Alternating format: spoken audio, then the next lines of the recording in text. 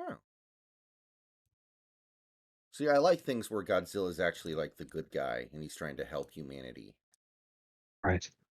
That was a Hanna-Barbera cartoon in the 70s, and every children's cartoon, even if it's action-oriented, needs comic relief. So then they introduced the character of Godzilla's nephew, Godzuki.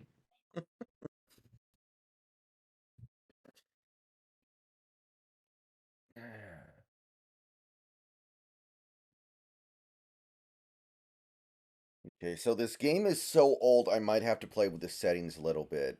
Play with the resolution a little bit. We'll see. Yeah, Hey, that Drop makes sense. Top. Hey, Jeffrey. So this is one of my favorite games from when I was younger.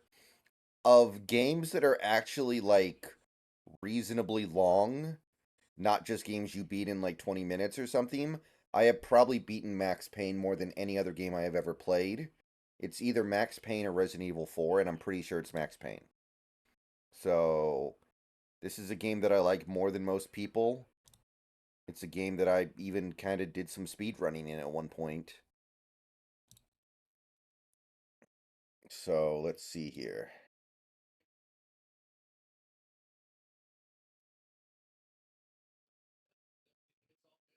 Oh, hell no, we're not playing on that. Fuck that. No, no, no.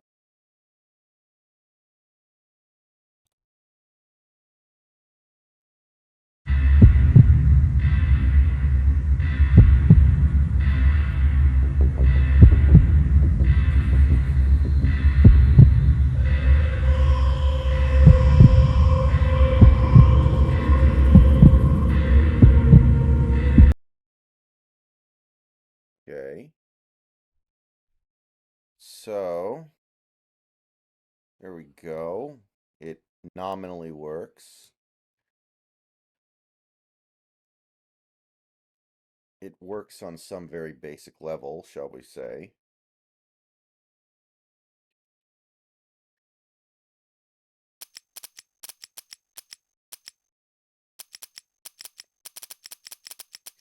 Oh my god, this is the most sensitive mouse I've ever used in my life. This mouse is more sensitive than my wiener. I guess that means you can refer to this stream as a gooning session.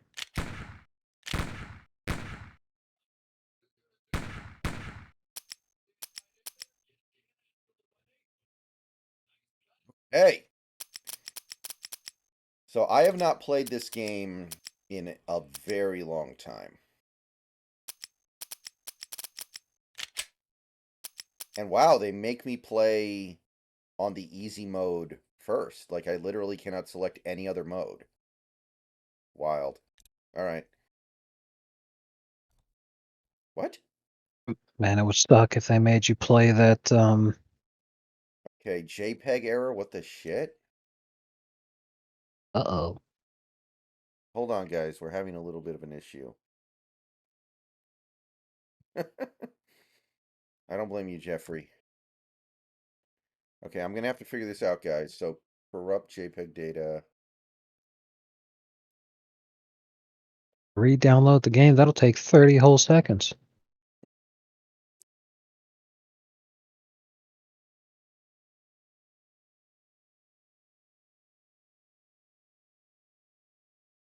Okay, apparently this is a problem that only comes up on a Ryzen.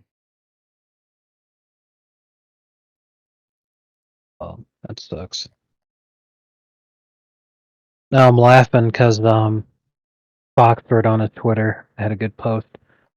Um, the Daily Mail is posting some absolute clickbait nonsense. John Lennon's last words will be revealed for the first time by a witness in new Apple TV documentary about the night the Beatle was murdered by Mark David Chapman.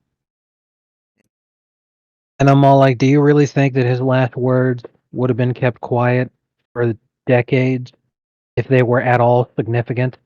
Either the person's making it up or it's just going to be some lame shit.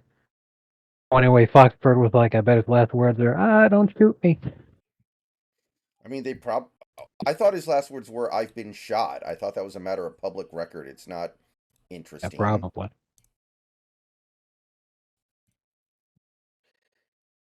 Okay, so now I have to find my Max Payne folder and copy this DLL file into it and hope that my computer doesn't blow up. Oh man, fucking the comments are great.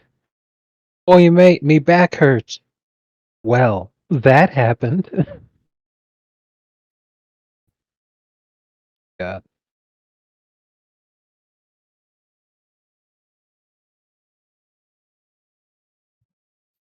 Okay, so here's what we're gonna do. We're gonna close the game so I can do this.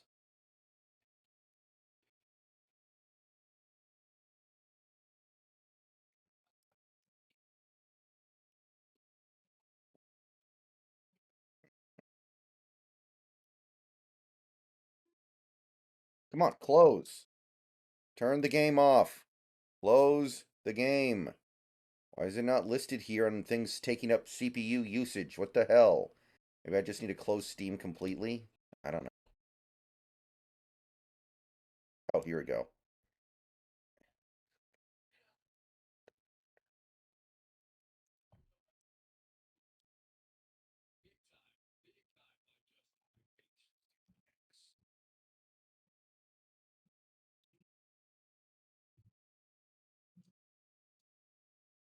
Well, this is a great way to start off my stream, ain't it? Come on. Yeah. Close the game. Where is it? Where is it? Aha.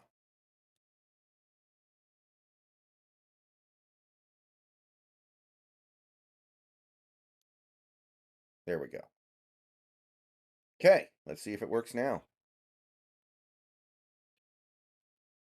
Wait, are you serious, Santi? Wow, that's quite something.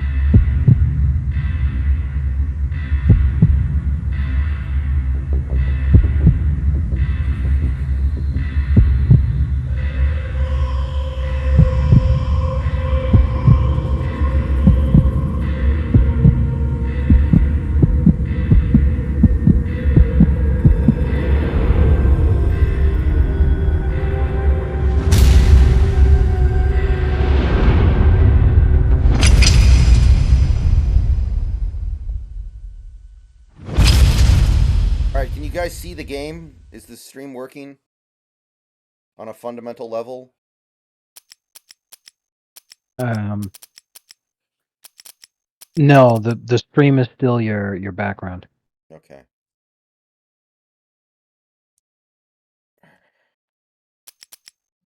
Are you kidding me? This game's a billion years old and it won't let me alt tab out? Are you Apparently. kidding? God damn it. Okay, hold on. Um, yeah, it's not letting me like alt tab out. I'm just stuck in the game.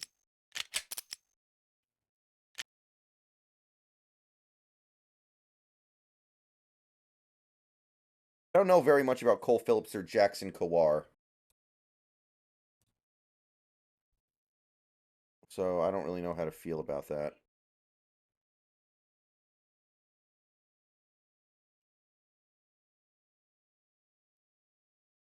Okay. Is there any way to do like not full screen? I don't think so. Okay, I think this might work.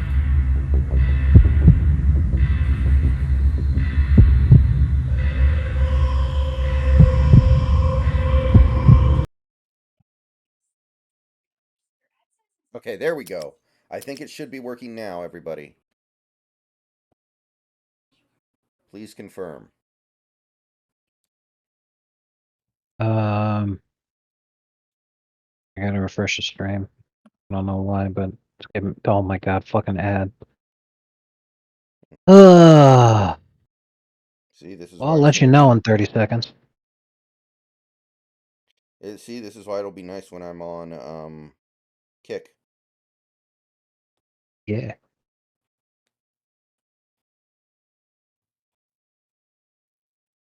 Okay.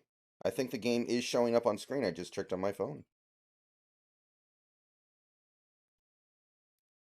Now let's see how it runs.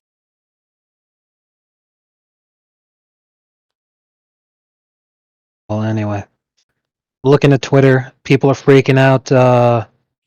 Heavy released a new advertisement that wasn't woke and was about a white family. And I'm all like, you know what? I remember reading a few years ago when all this shit was like really popping off and it was extremely obnoxious that we would eventually see a return to like them pretending that they give a shit about, excuse me, about regular folks who don't like this woke crap. And once again, actually trying to treat white people decently and with respect.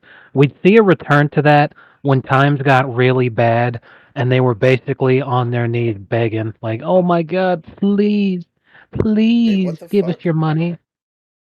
What the fuck? So I'm like with Check, check. Can the, can people hear me? I can hear you. Okay.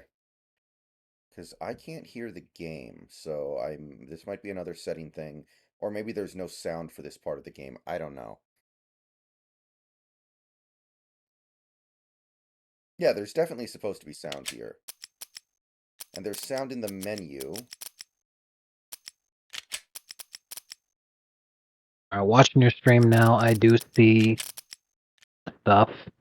I have a huge delay again, but I think it's probably just me because I had to refresh the stream and I had that huge fucking ad break. There's sound in the menu. Watching your stream now, I do see stuff. I have a huge delay again because I had to refresh the stream.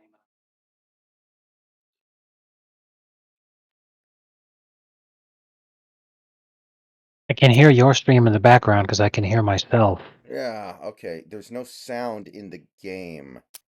So I need to figure out why. This is going to take a second. So I'm going to have to quit out again.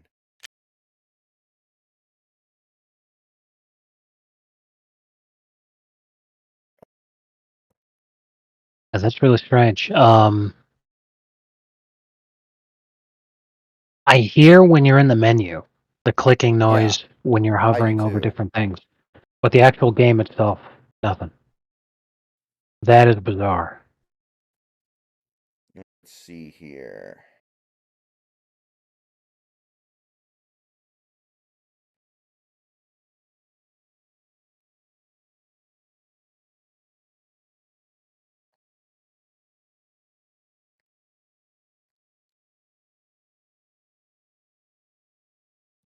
Okay, there's a sound patch. So this is a known issue.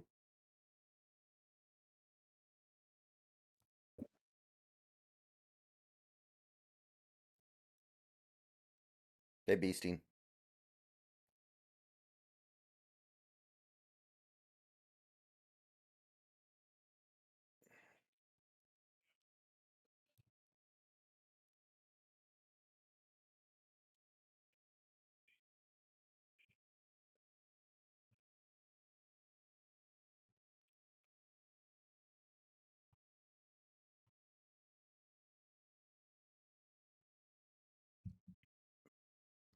Let's see here. App extract the fix to your game directory. Okay.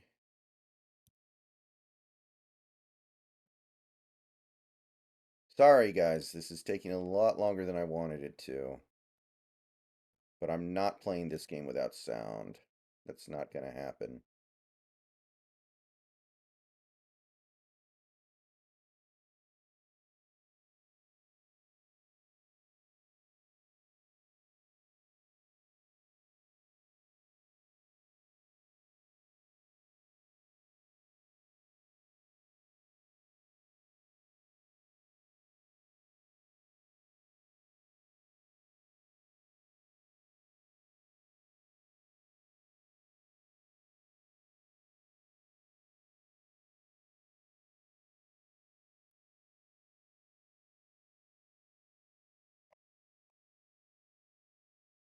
Okay.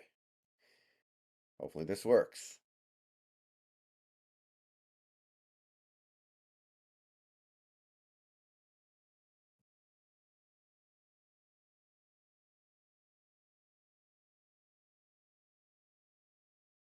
Well, are we doing this to get Yamamoto?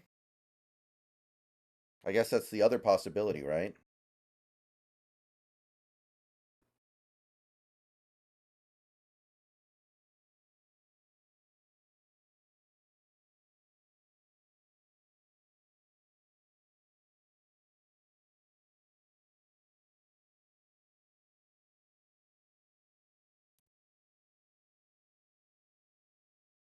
Okay.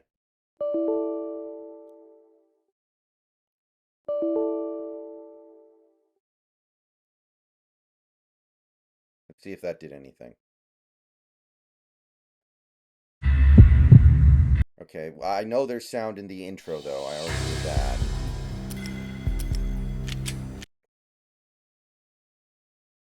Yes! Okay. Success. Standby 1010, investigated reported disturbance at Acer Plaza. 10-4 dispatcher, verify address. That's Acer Plaza, repeat, Acer Plaza.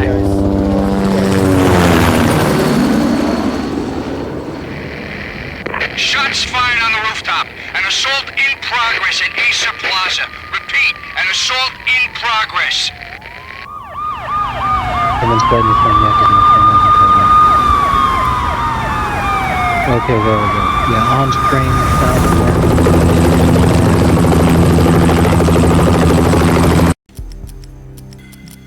I do need to, however, turn it way down.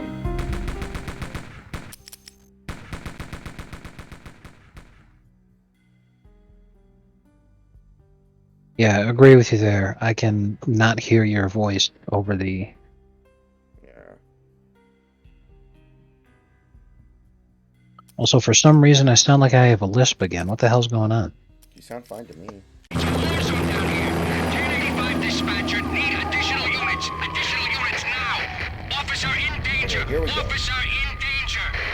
10-5, please repeat, 10-5, all units, emergency. Officer in danger. Where's your Acer crowbar Plaza, when you repeat, need him? Acer Plaza, all units.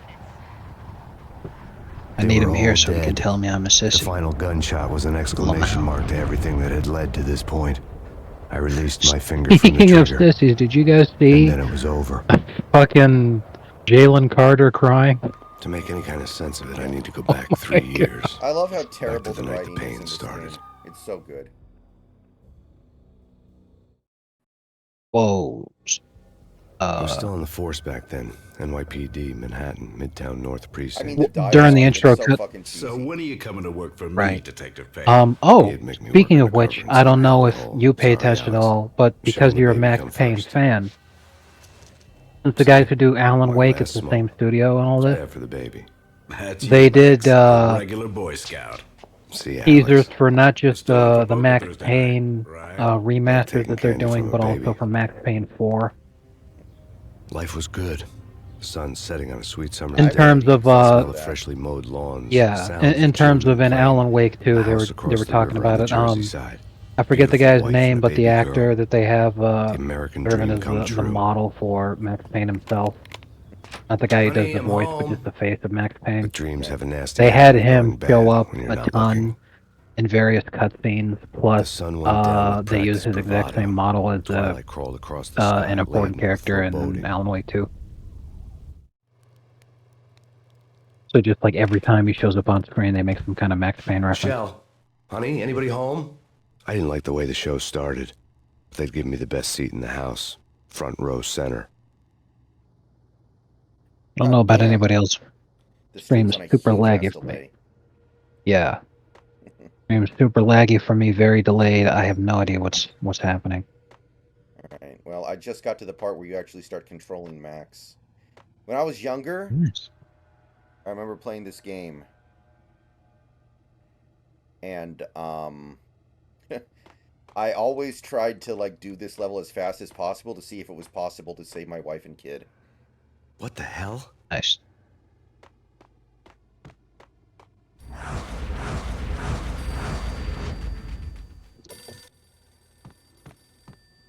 Does this game qualify as noir, or is it too cheesy? Depending on the style of noir, cheese is almost expected. 100% this is noir. This is considered the most faithful noir in the form of a video game that's ever been made. Which is also why a lot of fans of the first two Max Payne games really didn't like Max Payne 3, is that Max Payne 3 really took off in a direction of Listen, someone's broken trying to into my be house. Call stylized 911. very Is this the Payne significantly, residence? Yes, very someone's different. broken into my house. They're still It here. You didn't have to... feel... I'm afraid I cannot help you. Who is this? Hello? In a way, you can consider Max Payne 1 and 2 to be parodies of noir, Yeah. but at the same time, it was a parody in like the Mel Brooks sense, where they were still trying to present a coherent plot together, and that they were hoping that it would be well written and good good value for what it was. Yeah. Because I mean, you think about something like Robin Hood Men in Tights, and it's way better than all kinds of different similar styled films that get made these days. It's ridiculous. But the difference is in Max Payne 3, it went too far in the parody in the sense of like the charm and the faithfulness to what it stood for and what its roots were just seemed to be gone. It felt hollow. Yeah, I even turned the stream down to 480p quality, and it has moments where it's severely Yeah, lagging. does anybody else have any problems with the stream? I mean, I don't think it would be because of the game, right?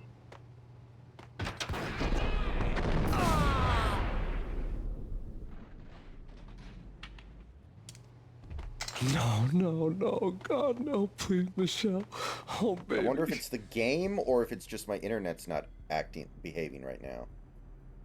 I'm sure your internet's fine. Considering the issue with the sound that was earlier, it's almost a guarantee that it's the issue with the game.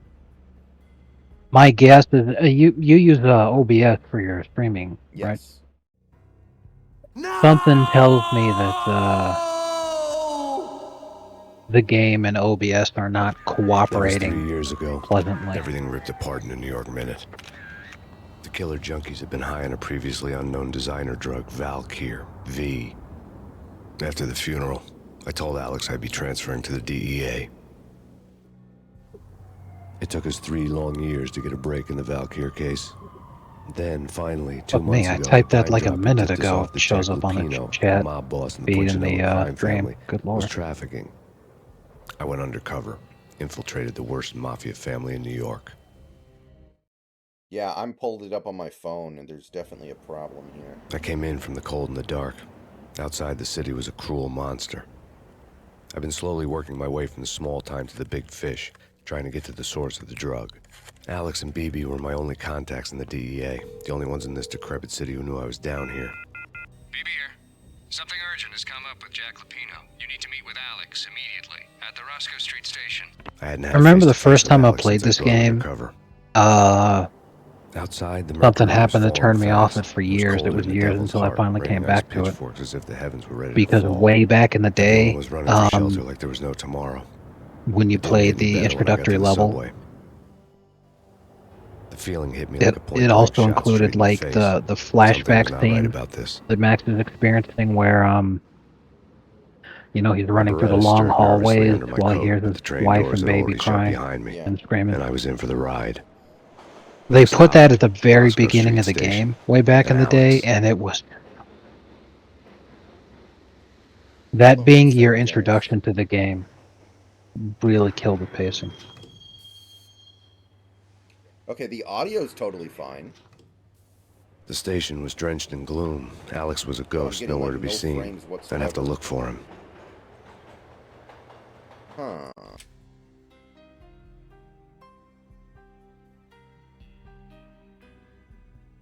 Yeah, I'm getting like 1 frame every 5 minutes almost. But the sound is perfect. So, I have an idea. Sorry, guys, we are troubleshooting a little bit tonight, trying to figure this out. I am going to try to just show what I see on my screen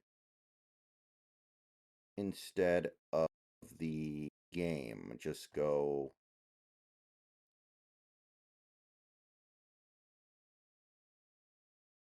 display capture.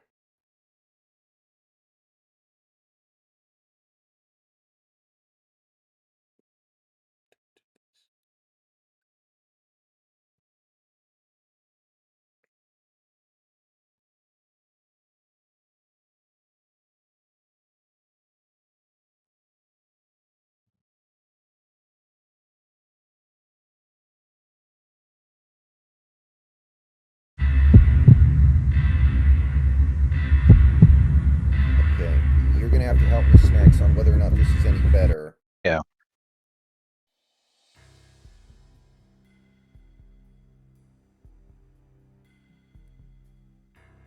Alright, I will refresh the stream. Alright. Okay, I think that was definitely better. That was definitely a step in the right direction. I just need to make this a little bit bigger. I have yet another ad. This is batshit fucking insanity. Dude, those aren't even my ads. Twitch is supposed to be set up to prevent exactly what it is that you're going through right now. Exactly. What the fuck? Okay, I think we're on the right track here.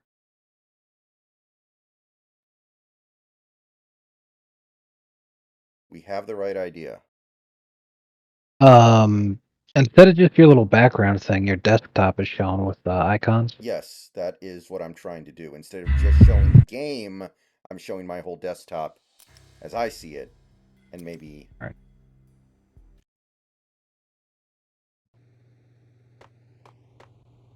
Yeah, it sounds like a salary dump, which I'm okay with, as long as they take the money they're saving and use it on something else, like Yamamoto, or Otani, or a Rosarina, or whatever. But if they're just dumping money to dump money, then I hope every single season ticket holder cancels, and they never sell another ticket again. Yeah, I sympathize.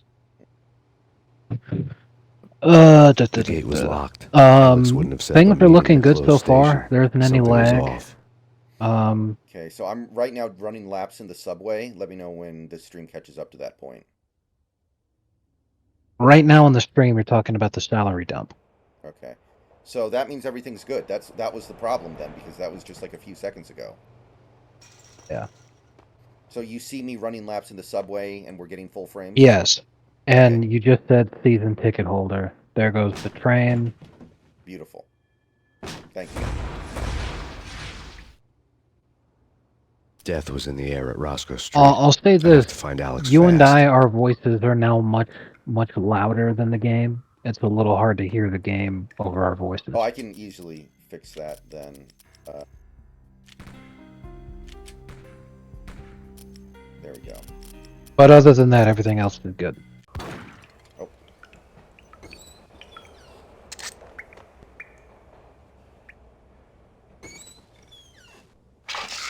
The pills would hold the pain back for a while. Still lisping like a Kansas City bundle of sticks.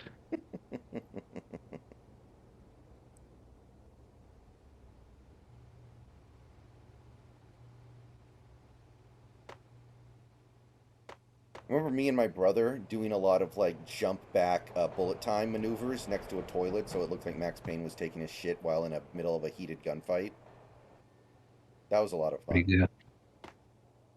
Outstanding. Wasn't Jake supposed to take care of this? He and Mickey are having too much fun.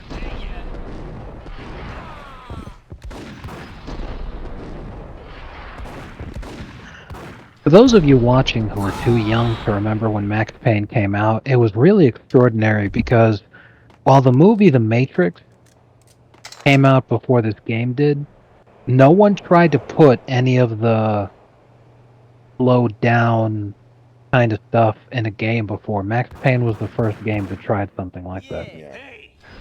In that regard, I definitely agree that Max Payne is a Pantheon game. It's the first game to ever use the slow motion bullet time effect. Wait, why did I pull out my freaking Desert Eagle when I don't even have ammo for it? What the hell is wrong with you, Max? You're stupid.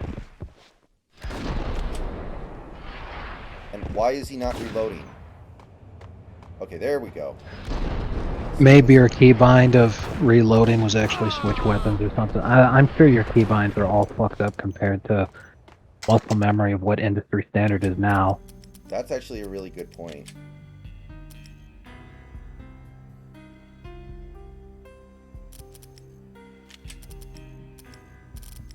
No? Okay, that's right. That's right. Okay. I think we're okay. I don't know. For some reason, he just pulled out an empty Desert Eagle. And he threw it. Yo, guys. Hey, we get it up. What the? Like, trust me, this Is game he? was mind-blowing at the time. I know you guys aren't going to get it now, but your kids are going to love or something. I don't know. Your dads are gonna love it, Lamau. What the? I love lining up headshots when in slow-mo. It's so much fun. To shrink the learning gap, a school district offers classes separated by The race. security Where panel the let fuck out a do I mocking sign up? cackle. Holy shit. I'd need the right code. But seriously though, we're unironically back at segregation. They're just justifying it in a stupid way. Hold it.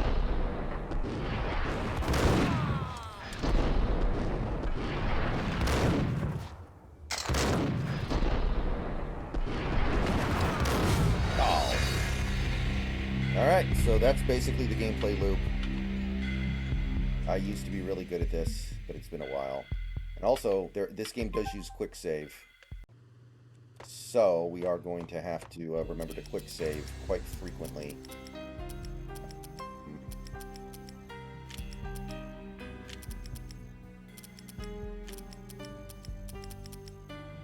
Okay, quick save is F5, quick load is F9.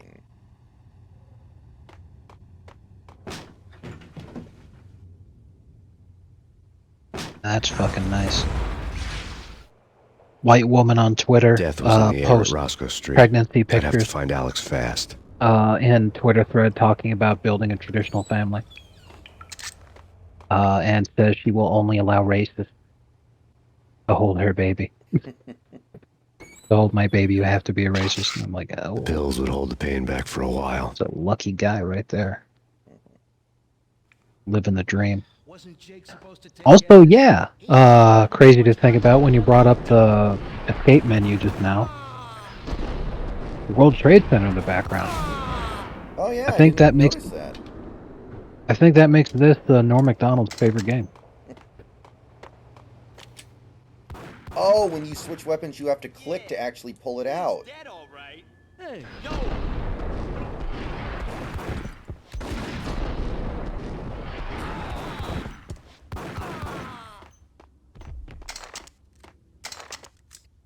Want my dual Berettas. Only having one Beretta is like a huge fucking...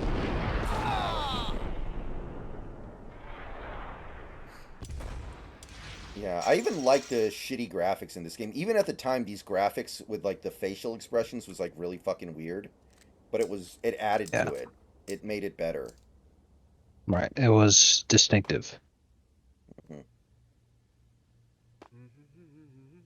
Because like right around the time that Max Payne came out, Grand Theft Auto 3 came out. Yes, it did.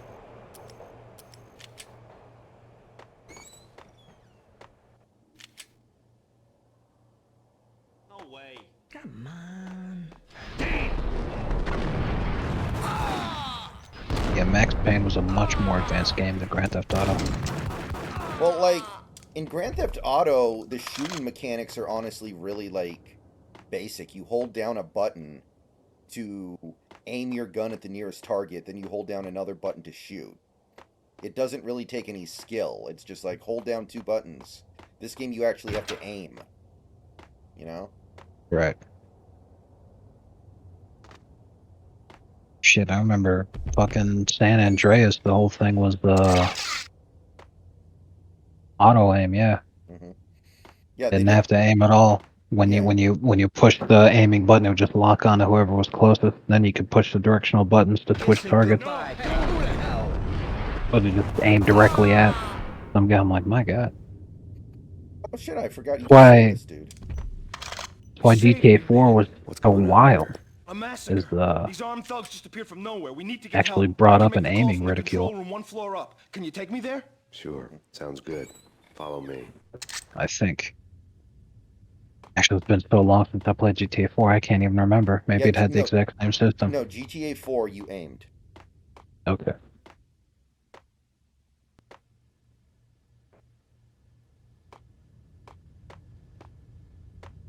I almost forgot that you can actually save this guy. Yo, you have to. Home He's free. the one with the This way. password. Hey, yeah. What fucking idiot.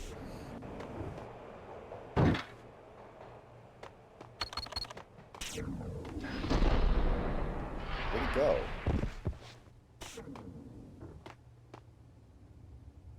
What the hell? Did he disappear? Anyway, I want to go back down here and make sure I didn't miss anything. I'm not speed running. You know, I'm really a fan of shotguns. I like them. Oh yeah. What's not to like?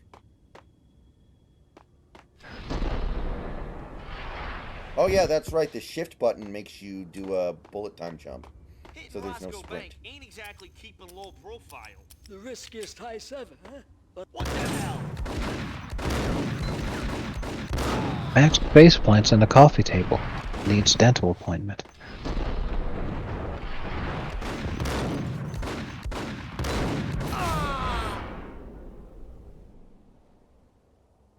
The gate was locked. I would have to find another way to get to the tunnel.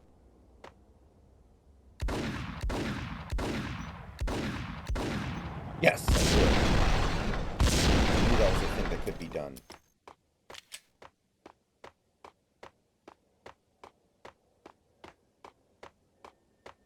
Does this stream still look fine, by the way? Everything good? Yes. Yeah. All good. Excellent.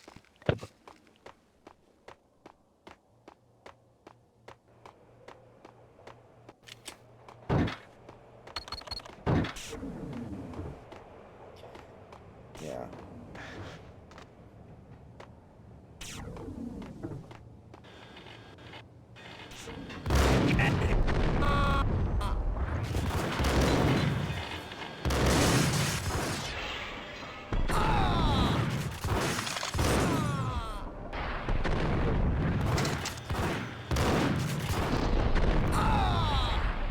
I like how everybody in this game dual wields pistols. Like that's not one of the rarest skills in the world.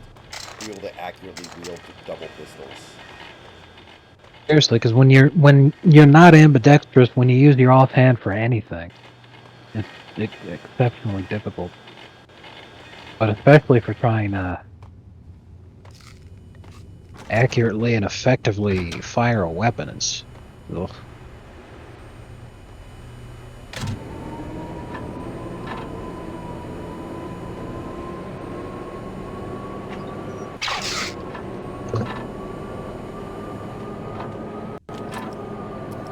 Alright, we have dual Berettas. Let's go.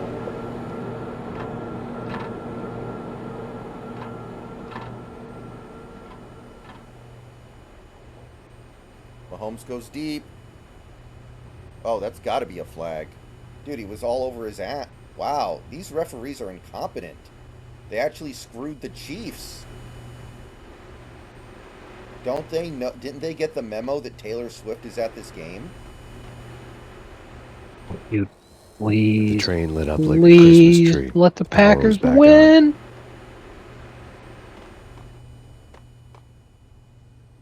Okay, is there any way to It just goes crouch to at this game?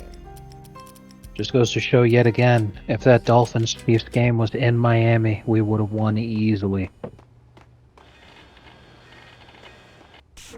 Which is desperately why we really fucking need to be the first seed. Why we need to keep winning and why we need these guys to keep losing. If we get home field throughout the entire playoffs, we're going to the bowl. I never played the Punisher games, Scarecrow. If he's talking about the one I think he is, Scarecrow, was that the one with the interrogations / executions? 'Cause if that's one he's talking about. It was definitely one of the greatest fucking incredibly violent detective style fighting the criminal underworld action games ever made.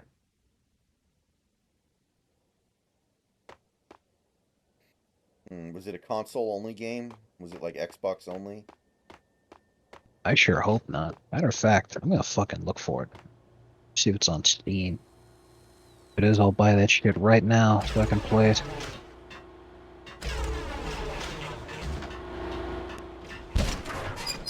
Not on Steam.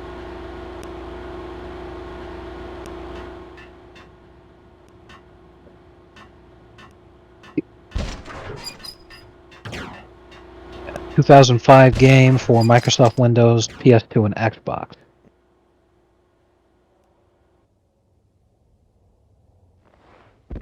Maybe it's on Good Old Games, something.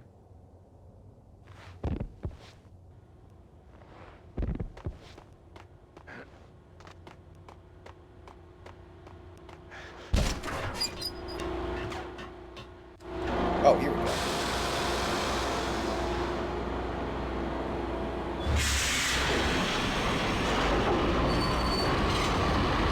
Man, what if the Packers get fail Mary here?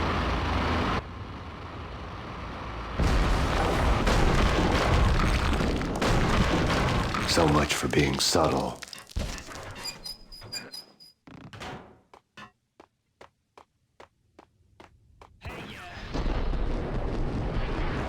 Yeah. It's one of those games that's just basically impossible to find now. Not on any online retailer. The only place I see where you can get it is purchasing physical copies off of eBay. Ugh. Manhunt was okay. I don't think it was as good as people try to hype it up as being. I only played Manhunt 2. It was decent. Forgettable.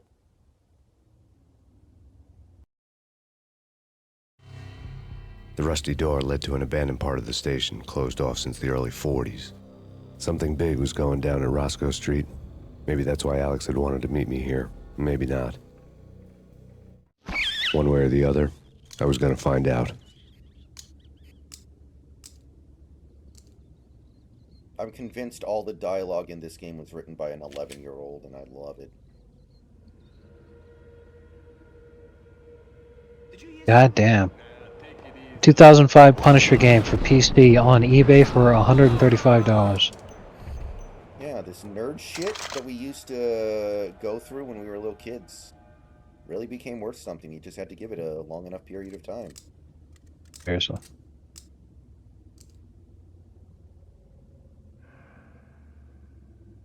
What the?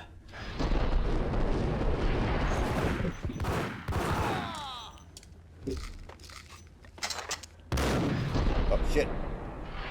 Outmaneuvered.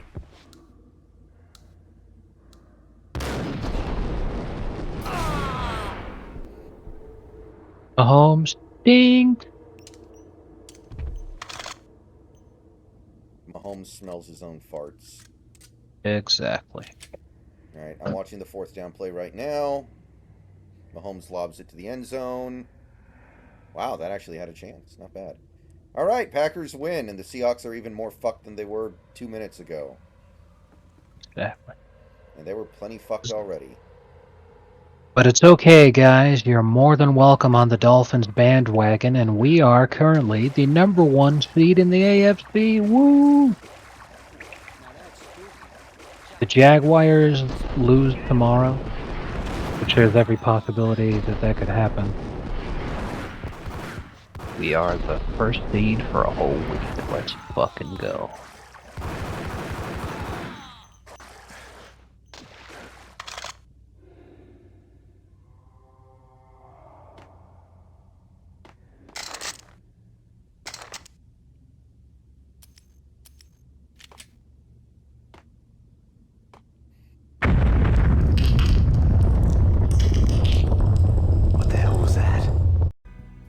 1 second.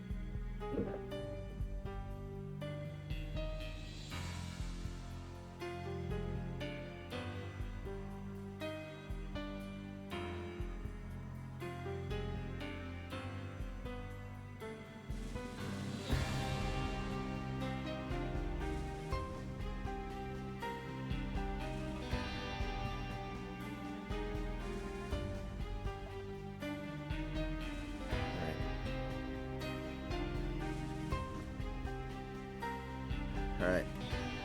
So, that's the end of the game. I'm going to take a few minutes here. I'm going to go ahead and run ads right now since it was prompting me to. Alright.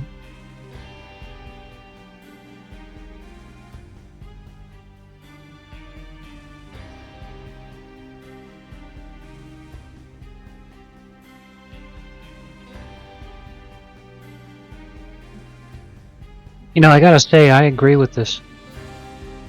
I'm reading this Twitter thread from an attorney, who his name is the real estate lawyer, and he was talking about a nightmare scenario of Santa Monica is an extremely rich part of Los Angeles, and it was the hellacious process of trying to evict a woman from an apartment in Santa Monica where in late 2021, the rent at the time for this apartment was $3,700 a month.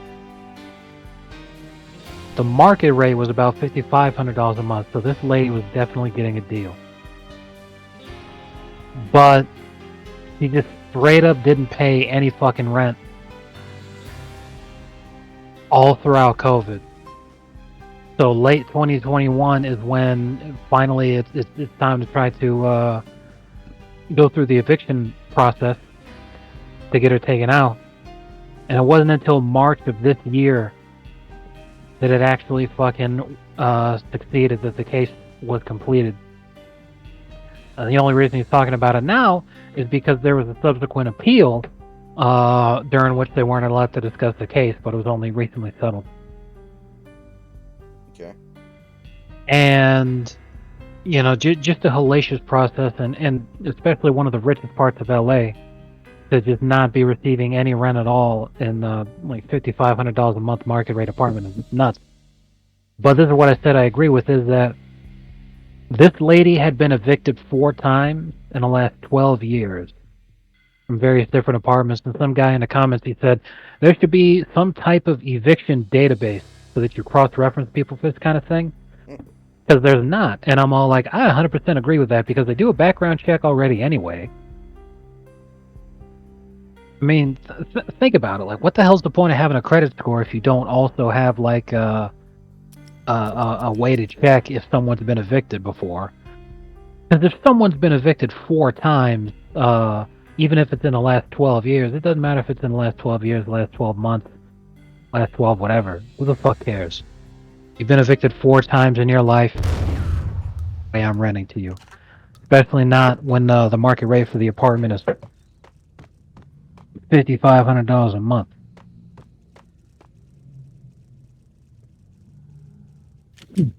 I mean, the thing that I would say about that, David, is we probably should have beaten the Cowboys, which would have kind of negated the Rams' loss. But fundamentally, I understand and agree with everything you're saying. What are you talking about? Gun him down! Ooh, the sawed-off. Sawed-off is fun in the right situation. The door had been welded shut ages ago, and the bomb was missing a detonator. Yo!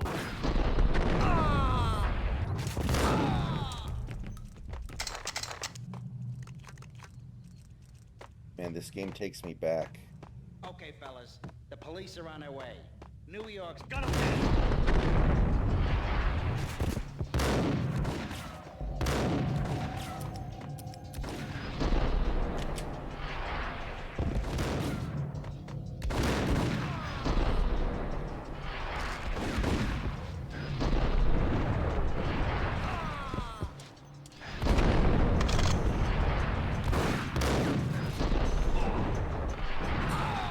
Yeah, reading this guy's discussion about horror stories, I'm like, man, I would not want to be a landlord.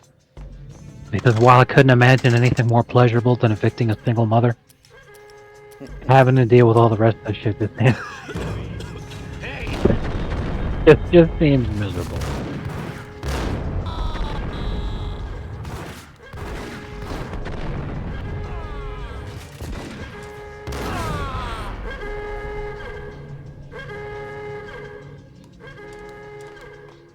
Yeah, it doesn't seem like it's very good.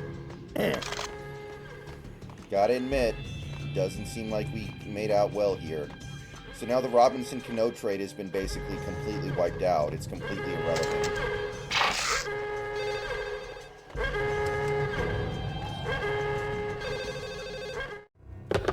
We come to you now live from the crime scene. Who is this? Right back at you. This is Deputy Chief Jim Bravura from the NYPD. You are to cease your criminal activities and surrender immediately. Sure thing, Jim. Me and the boys have been talking, and everyone's real sorry. They'll never do it again. Who the hell is this? Being placed at the scene of a bank robbery wouldn't have tipped the odds in my favor.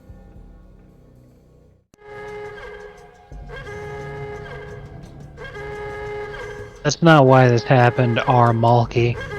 This happened because the NFL realized that the Chiefs losing helps the Dolphins, and the fix is in the Dolphins becoming the new face of the NFL to the new Tom Brady for a new generation of football. Let's fucking go. Dolphins winning it all this year. Let's go. The bank robber's score lay on the table. The bank robbers have been after Acer Corporation bonds. The Acer success story had recently been on every channel and on the cover of every magazine. What kind of douchebags are you? And the company, what? What kind of company would name themselves Acer?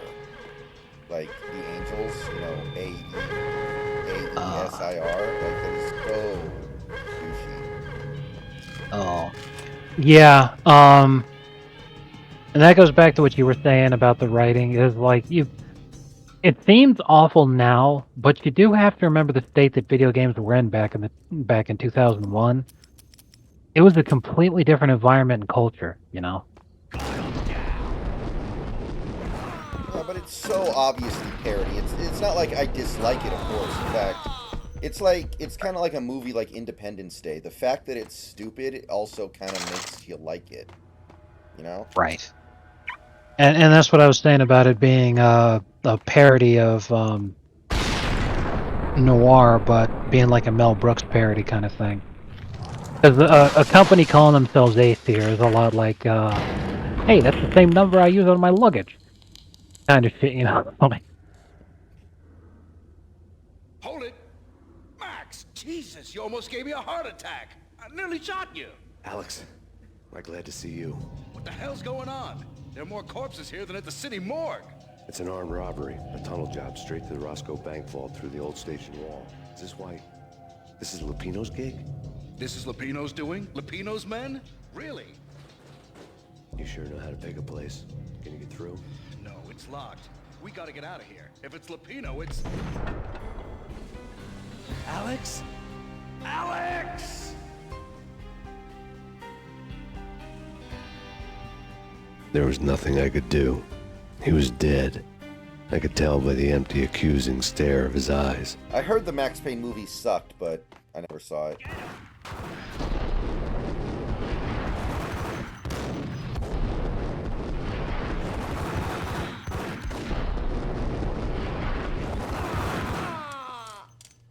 For somebody like me who really likes the games, if I watched the movie and it sucked, it would probably hurt me extra, more so than even like somebody who doesn't know what Max Payne is and watches the movie. So, can't say I'm too interested. Let's get the hell out of here. We'll be fine. Just take it easy. I'm getting shot.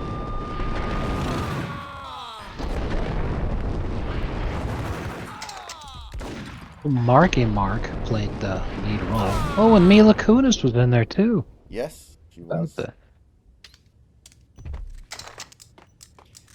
Almost sounds worth watching.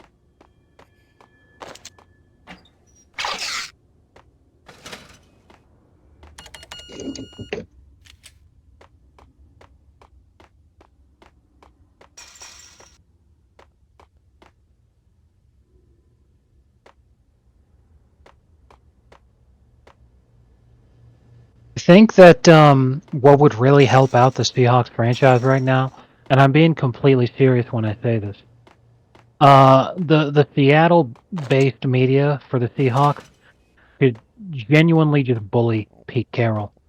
Like, don't ask him any questions about the games anymore. Just ask him what his favorite brand of adult diapers are. Ask him if he's wearing right now, if he plans to be sponsored by Depends in the future. Alex had You kept know, me relatively sane just for the bully past the 3 shit out years. of him. Now I didn't know how I felt.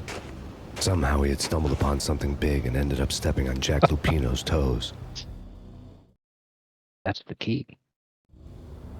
Lupino ran his racket of sex, drugs, and contract killings from a sleazy hotel in a slum block of tenements. The NYPD was closing in. I could hear the sirens. Their wail was a crescendo. Lupino thought he could get us by taking Alex out and leaving me to take the fall for it. All he had gotten was my attention. I went for the hotel first. It was a sad old thing with flickering lamps and faded colors, cheap mobster punks and tired-eyed prostitutes.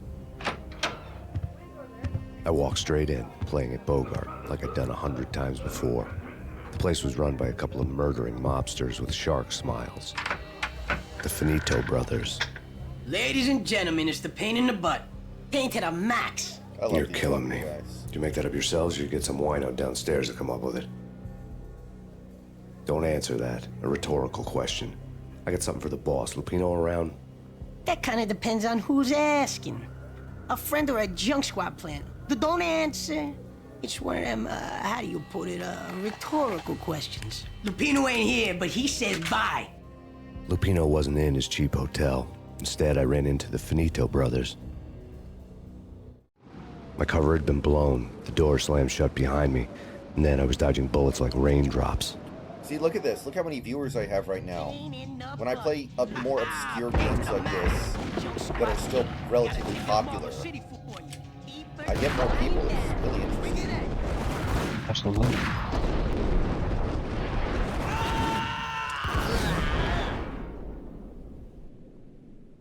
I'm not noticing any stream lag right now, Big Country.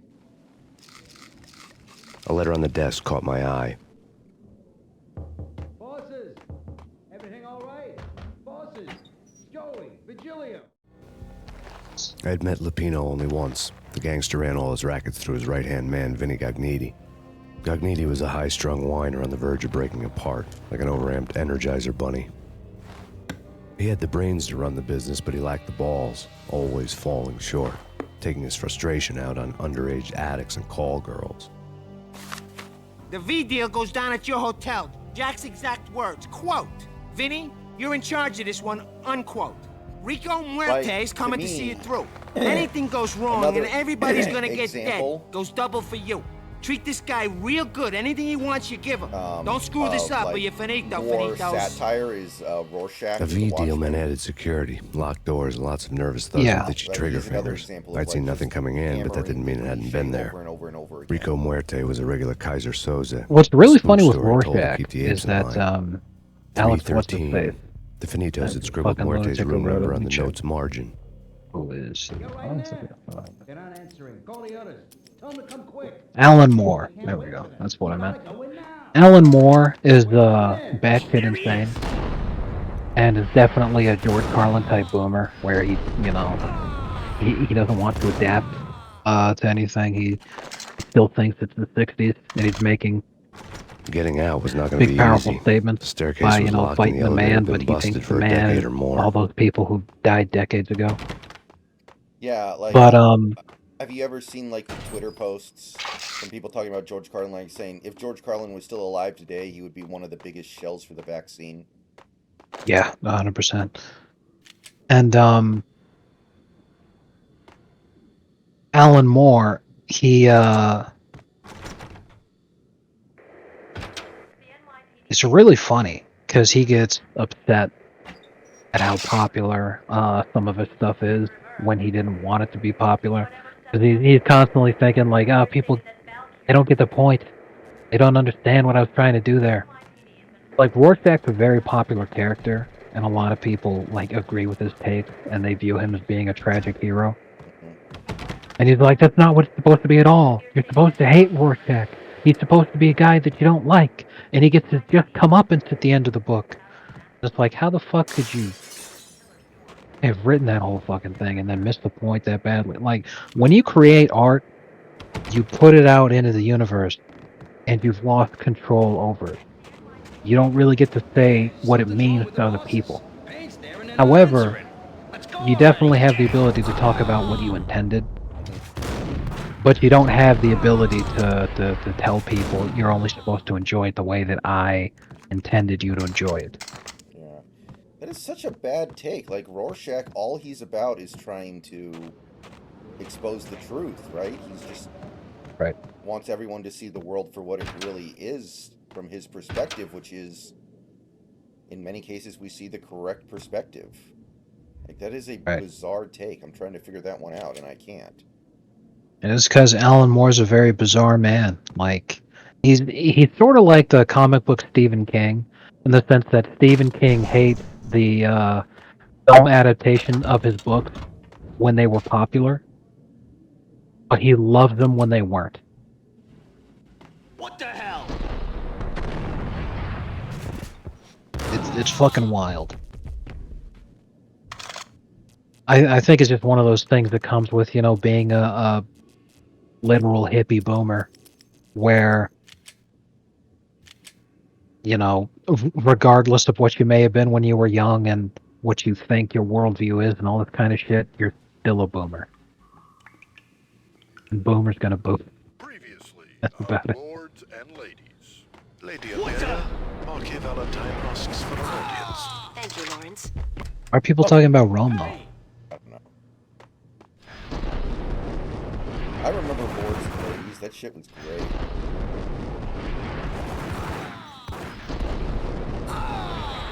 Yeah. Ugh.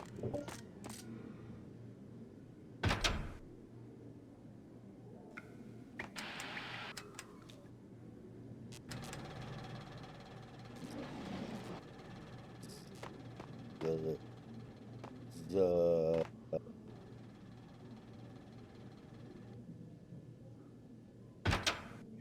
V-head junkies Could you could go off imagine without a Mahomes warning. crying on the I had to be sideline like careful. Jalen Carter? That was the first time Jalen Carter has played in a game that his team lost in since at least 2020. It might go back further. I don't know.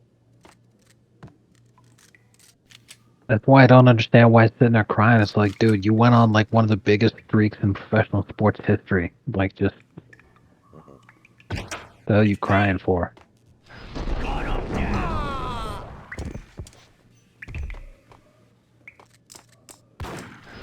It's only the second loss of his professional career. I'm pretty sure Bryce Young's sitting there like, hey, want to trade?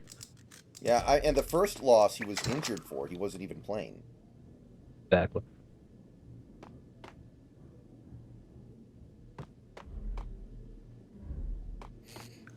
If anything, that loss should have made him happy because it revealed how valuable he was. Exactly.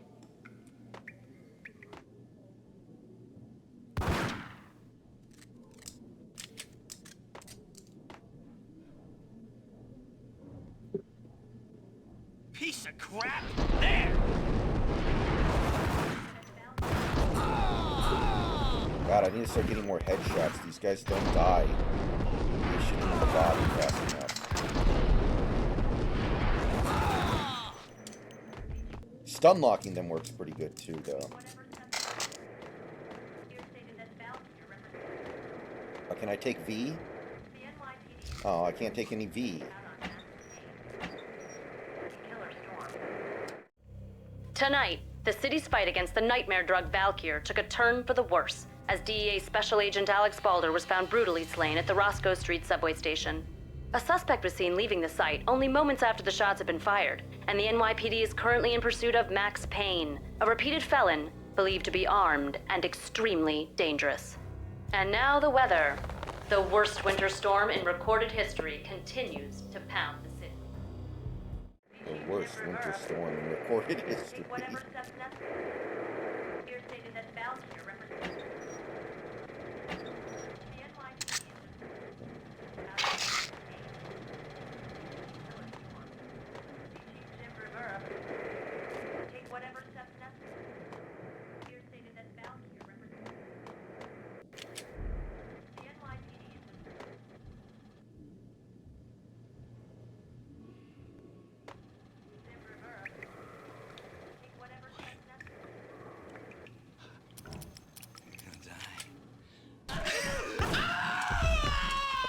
monkey.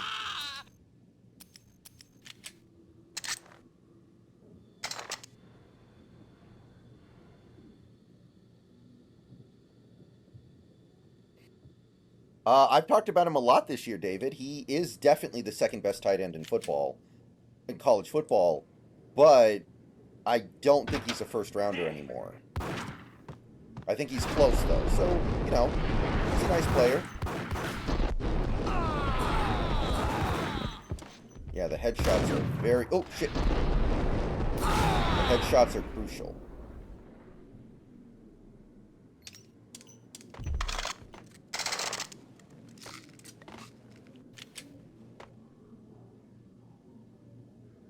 Yeah, Batavion's good. I'd found Muerte's room. Ah, nice try, fucker.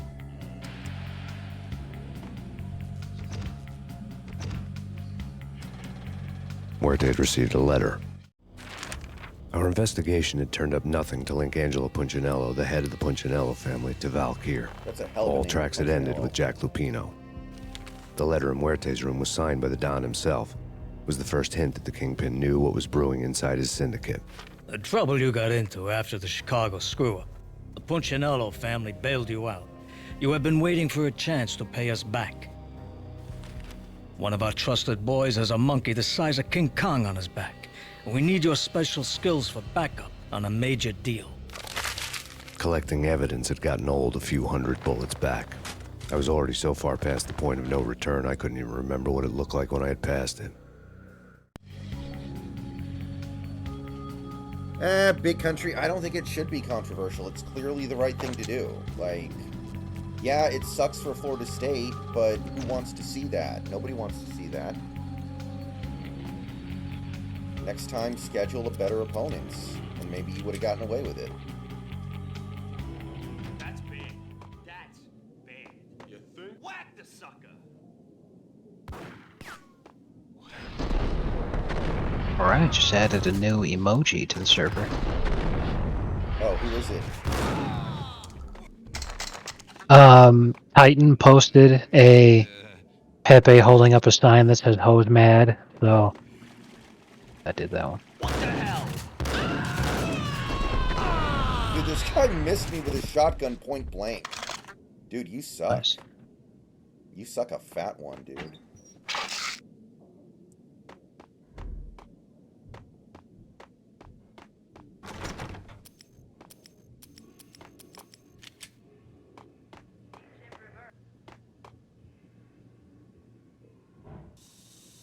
Yeah, I remember this.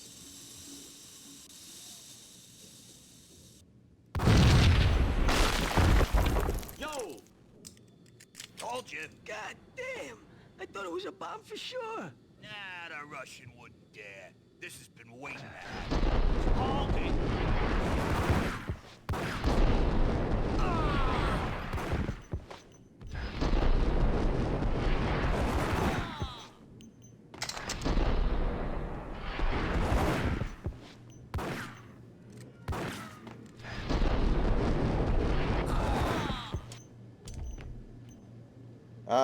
Malky? I don't know. It's hard for me to figure it out at this point. Like, there, you know, this stuff moves in stages. I didn't just overnight decide I don't like him, I think he's good anymore.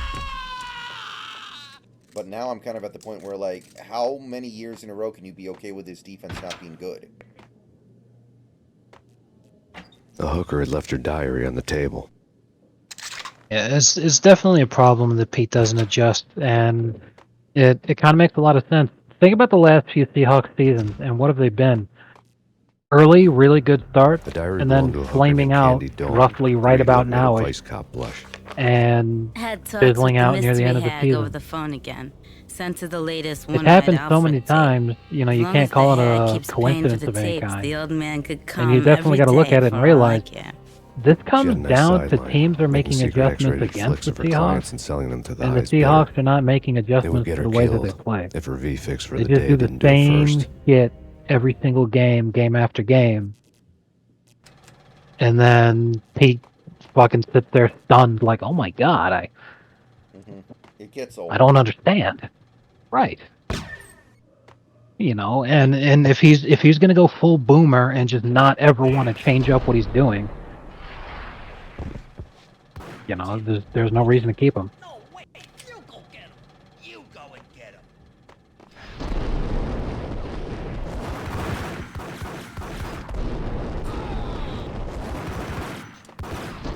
I mean, it's one thing to treat the regular season like it's a big joke, the way that Eric Spoelstra does, because what he does is he uses the regular season to experiment with lineup. Because he's all like, I don't want to be taken by surprise if we end up losing somebody. I want to have lots of different lineups that we've had experience with, that I have game film on, that I can watch. If somebody gets hurt, okay, here's what I can expect. Here's what our weaknesses are. Here's what our strengths are. So if we have to use that in the playoffs, you know, The old service we can elevator rumbled expect down to the bowels of us Jack to not be Lupino's taken by hotel. surprise that we lost the guy or whatever, you know. But that's not what Pete does. He's just like, I'm going to do the exact same shit until our season's over. I'm never going to change anything up at all. He only has one speed, slow and dumb. He has no gears. Exactly. The cops were doing a full-scale siege next ice off. Ah! He shot his own guy. Nice. He pulled a Doom. Yeah, it's like you're still playing Doom. I was just about to say that. Be right back.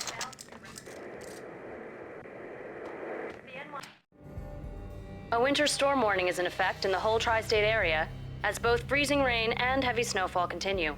Many roadways are already closed, and people are advised to stay indoors.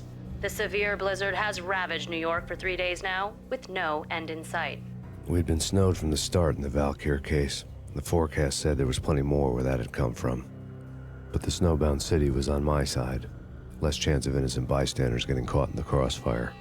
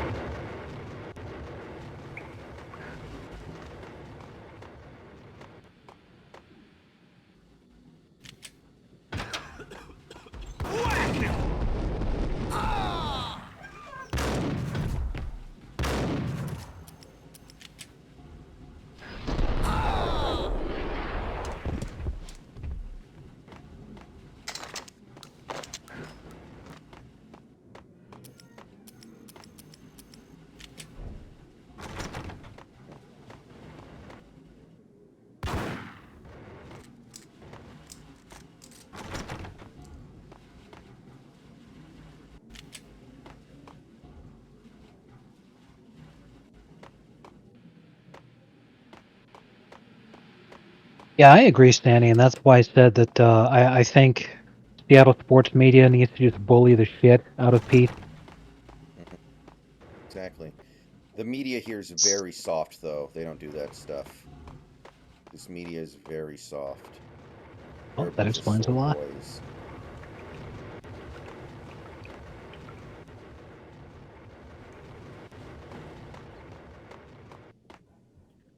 Instead of doing a cup check, people just need to do a diaper check every week on Pete. Just be like, hey, Pete, you wearing a diaper? And just start patting him down. I'm listening for the crumple.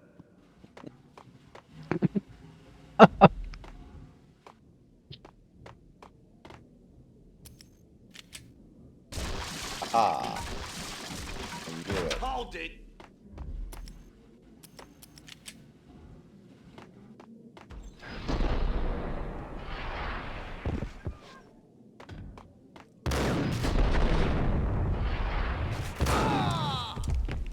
Exhibit number 1, a newspaper. A dead man tied to a chair lay on the boiler room floor. Captain Baseball Bat Boy has an unbeatable track record in superhero death matches. What a six-pack of root 9 and 3, time. tied for the second best The record murder in the weapon was a league. baseball I'll bat, fucking take it. now lying in a pool of drying blood next That's to a what I'm talking newspaper folded about. open on a Captain Baseball Bat Boy comic strip. Oh, yeah, I remember Captain Baseball Bad Boy. Who doesn't remember reading those comics? What about Captain Underpants? I remember that too.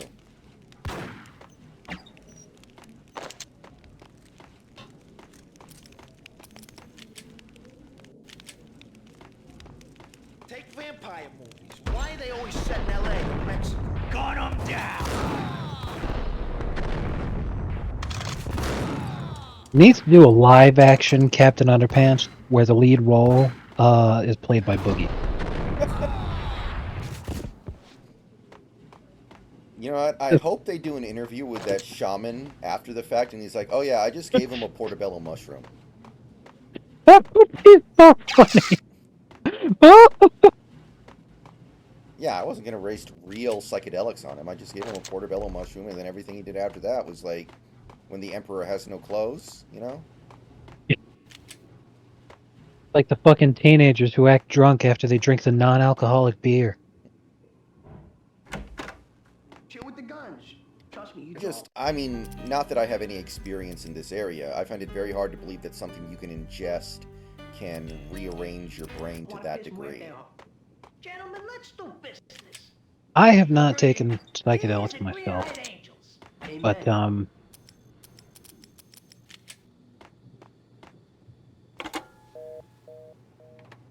when I'm drunk, I don't really feel a ton of difference between sober me and drunk me. The extent of it is just that drunk me has, you know, you just stop caring. And it's because holding in, you know, you don't hold it in no more. But I still have the ability to think about things like, yeah, that doesn't seem like a good idea to me, you know, even when I'm drunk. Like, a couple of times before I've been drunk and I was like, A you know lifetime what? ago, this would have gone down as a narcotics arrest. I would not want to drive like this. I don't know why the hell anyone would want to drive like this right Tell now. this police officer that I think the Jews are responsible for all the... It's like, look, I may be correct. However, I should not. There was Like, a that key always on the confuses table. me. How is something that you drink able to convince you that that's a good idea? Like, that's just so weird to me. And that's the thing is like, in those instances, I think they're like blackout drunk because I've never been blackout drunk before. But I'm thinking like, if you were so far Transparent gone you cylinders wouldn't even glowed remember green, any of this full of shit, then maybe Valkyr. it's like you It don't was really have dirty control money. over your faculties anymore. But if that's the case, how the hell do you even get in the car, turn it on, and drive at all, let alone get onto the highway to get pulled over?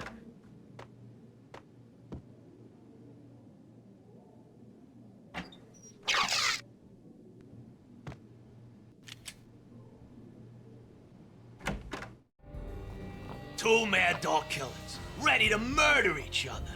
They step into the next room, and I'm thinking, now they're gonna do it. But no. They sit down in front of a TV and solve their differences with the kung fu As fighting an NFL video. GM, I wouldn't be concerned tell with you, putting kid, together a team that was I really was so competitive. depressed, I would want to put together a team of a bunch of perverts. You know, guys like Deshaun Watson and other dudes who've been accused of like heinous I sex am, stuff. ain't I? Just so that I could have the team's nickname be the Legion of Coons. Rico Muerte, big-time hustler. Who the hell? Because you do that kind of shit, you've Muerte went for his established your reputation in the league forever. You've created something people will never forget. And at that point, you're set, you know? Right. Why bother trying to win when you could instead become a meme and be remembered? Because it's hard to win, but it's not hard to be an idiot. It's Payne.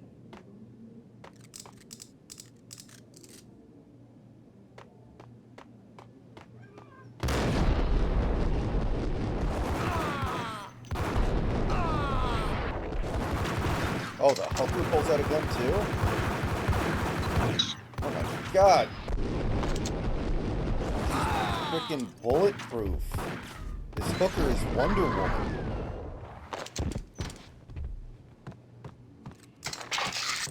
Goddamn.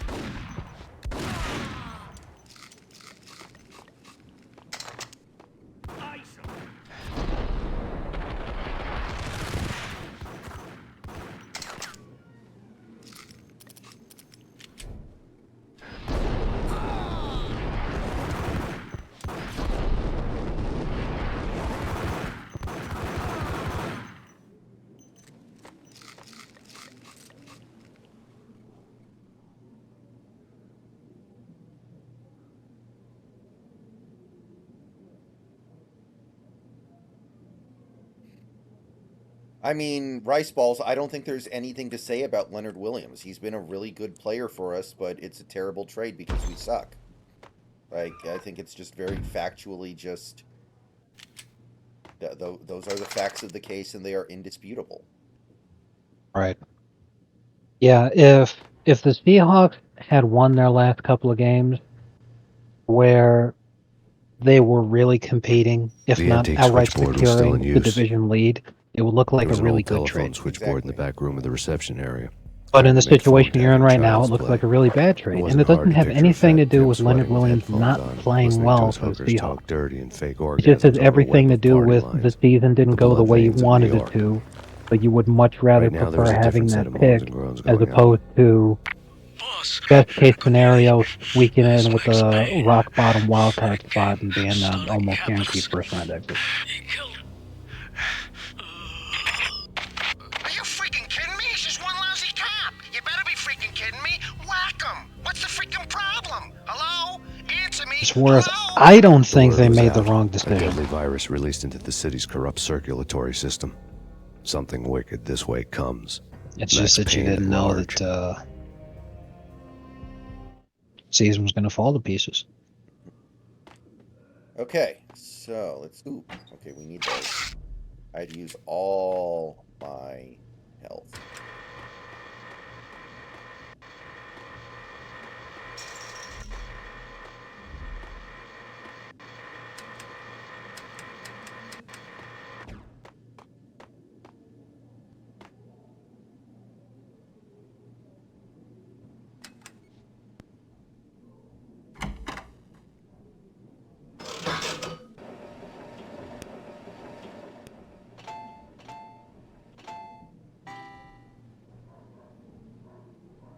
I can't play with the volume settings right now, Rice Ball, sorry. I'll just try to speak a little quieter. Like you're talking to a lover. Actually, no, don't do that. Definitely don't do that. I was about to say, I'm like, no. Jesus.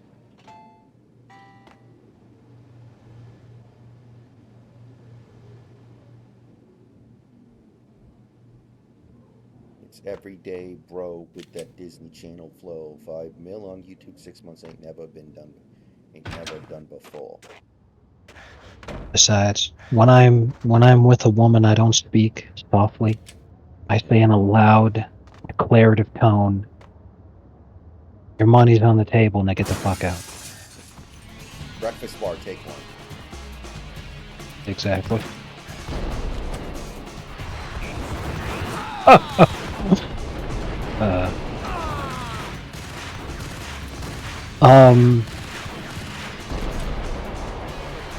You know, I just had a thought. What if you added to your soundboard the meme beginning of the Better Call Saul theme? Yeah, I could do that.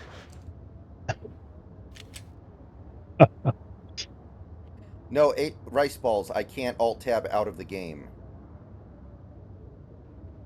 Right, we are using Discord. Yeah, this game completely monopolizes your computer when you play it. It's like you're not doing anything else until you turn the game off. Because we are using Discord for voice, but this game came out in 2001, and things are very different in terms of... Yeah, alt-tabbing was, like, beyond people's comprehension.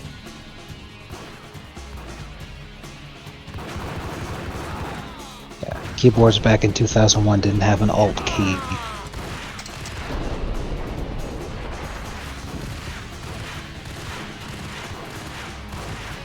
Man.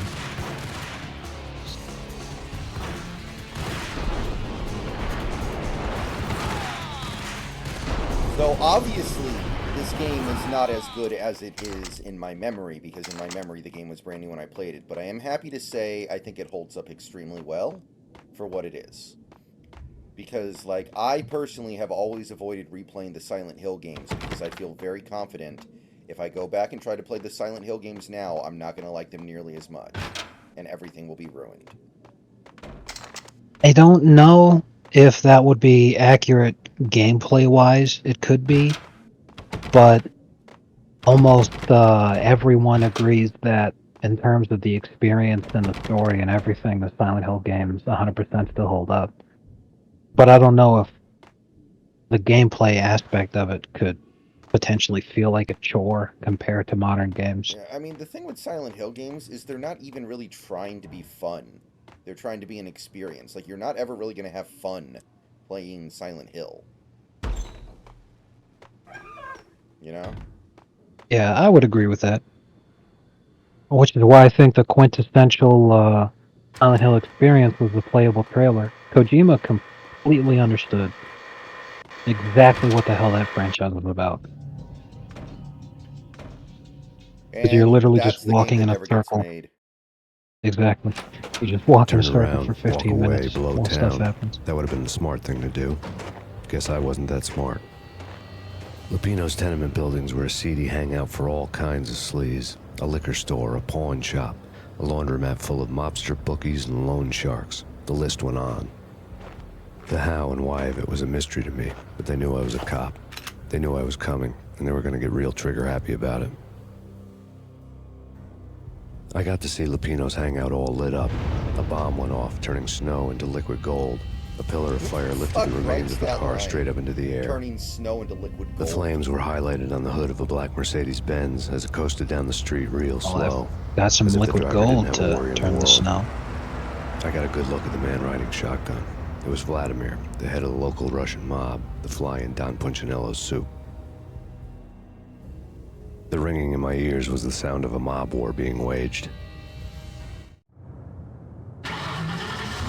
His license plate says vodka.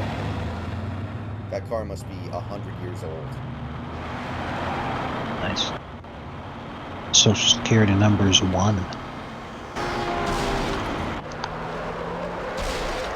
I mean, Rice Balls, I think that we have to accept that we're going to have these teams that just on and off, can turn it on and off again. Like the Niners can look unstoppable for a while, and then they lose. Another bomb exploded inside the closest slum building. It was a lucky break. The goons inside were spooked, but luck always came with a price tag. More bombs could still be ticking inside, and the cops would already be on their way. I gotta say, Jack Lupino's I suite no was on the longer top floor. think At least it that used to Tua be is the before the explosive MVP. makeover.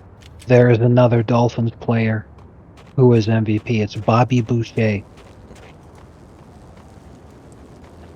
MVP Boucher. Gonna lead us to the promised land.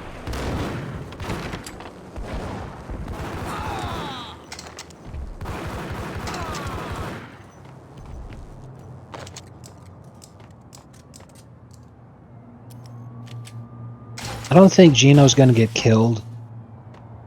I just think he's going to break a few bones.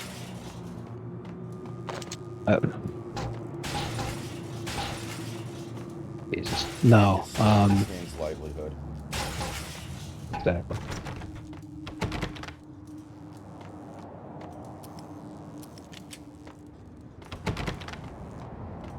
Now, for real though, Jalen Carter exposed himself as a crybaby. Yeah, pussy. Exactly. I should go up to Jalen Carter at the practice field in Philadelphia and call him a pussy. I would. I'd be like, hey. Exactly. I'd be like, hey, Jalen, you're a wuss. I'll see you in the parking lot. I'll show up. I'll be wearing comically oversized glasses. You wouldn't hit a guy with glasses.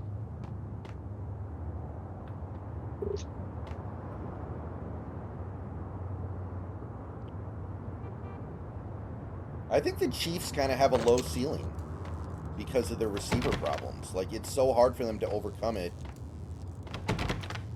in just a decent subset of their games. Like, Denver's garbage defense completely shut that Chiefs offense out in the second half. Okay, what am I supposed to do here? Yeah, and they've been struggling in the second half all season. Even though they did score a touchdown in the second half, tonight was their first one in the second half since October. The headlines were a depressing read. The headlines were screaming I have bloody not seen the murder. new Mad The storm Max was a trailer yet, screaming so- duet with the approaching prowl car sirens. It I'm was sure all a it's scream awful. when you were down for the count and wanted for murder. If they get George Miller to do it, I'm in, because I think Fury Road was really good. But yeah, assuming they get some other hack-and-eyed director to do it, I'm not very interested. Hold it!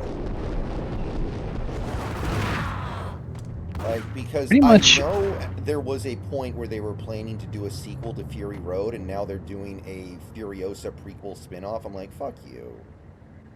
Right. Yeah, I don't have any faith or any desire to see any movies that get made nowadays. I wait until something like people with opinions that I trust tell me that it's good, because too much of the stuff that comes out now is just awful, and you need to think about the time investment. That's something we'll never get back. And spending hours watching a bad movie is not something I want to do anymore.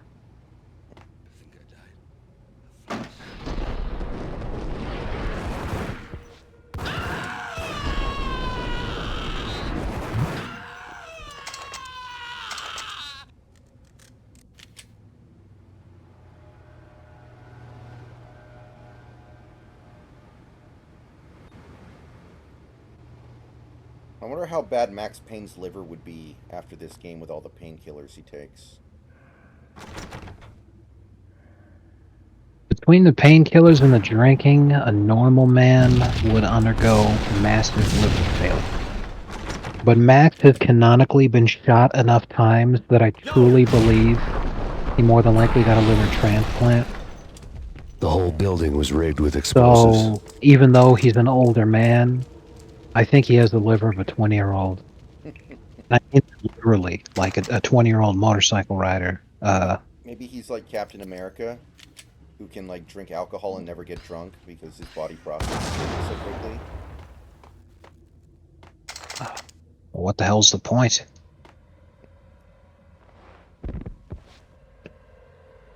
Because, like, in fiction, I get it there. Oh, yeah, you know, you could drink a ton and never get drunk. And it's like, what the hell's the point? You're not doing it for the taste. Maybe some people are. Oh, I mean, really, if I people... really like that movie, Rice Balls. I actually really like that. Sorry to hear that. Go ahead. Which movie? Killers of the Flower Moon. Oh. Anyway, go ahead. You were about to say something.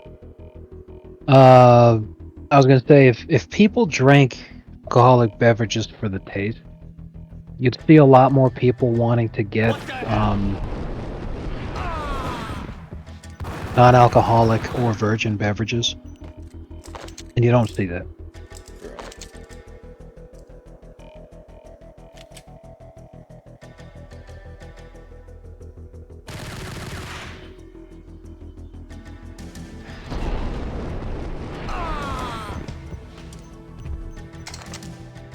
That's something I really don't like, how bitter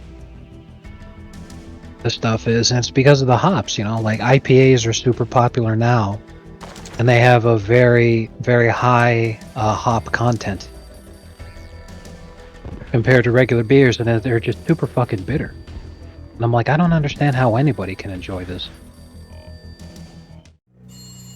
A beaten up phone in the entrance hall was ringing.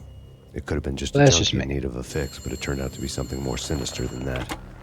Am I speaking to Mr. Payne? Who wants to know? My name is Alfred Wooden. You must hurry. The police are on their way.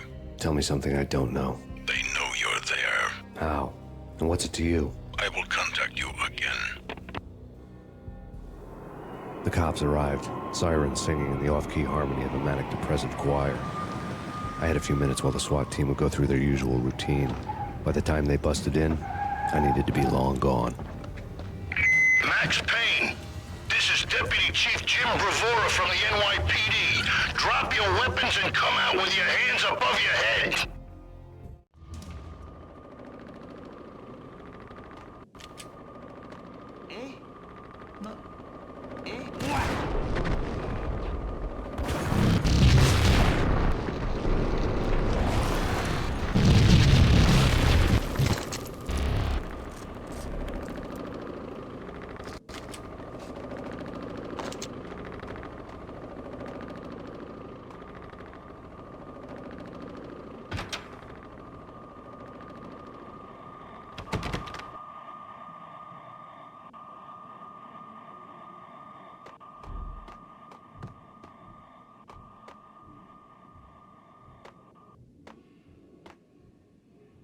The door was locked. I'd need a key to get through. Someone had left a letter on the counter. Suddenly it all made sense. I love the these bombs, graphic the Russian novel mob boss cutscenes. making an appearance in person. Gagniti was his usual self. Definitely all my favorite talk part. and no walk. After our hit, the Russian has only a couple of guns left, and they can be bought. There's no freaking way he has the guts to try anything after that. As it turned out, the Russian had plenty of guts. One thing you could count on, you push a man too far and sooner or later he'd start pushing back. There was a key on the shelf. This is your final warning. Surrender or we'll be forced to take action. Don't hold her right there. Get you.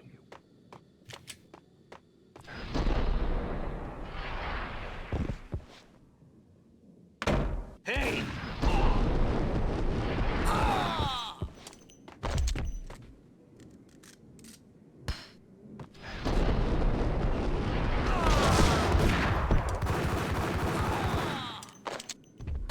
Oh, shit. I see you up there, dude. Not cool.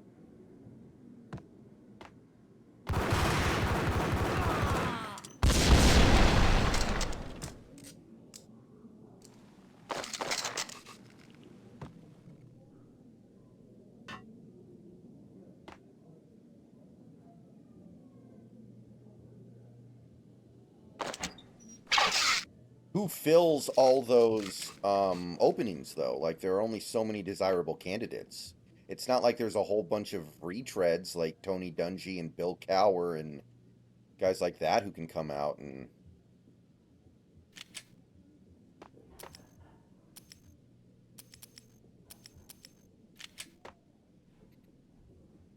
Do they all just hire a bunch of random young guys that shook hands with Sean McVay one time and hope that they stick? Yes. I mean, unironically, that's probably exactly what they do. Like, that's what they used to do with Belichick.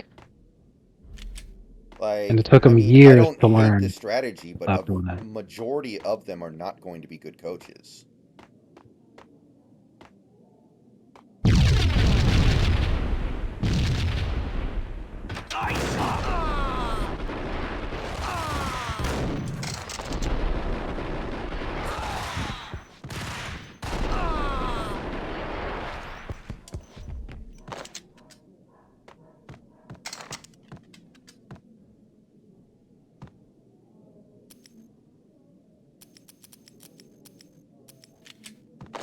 Apparently, when the Seahawks beat a team, that team just goes like, man, we must really suck if we lost to the Seahawks.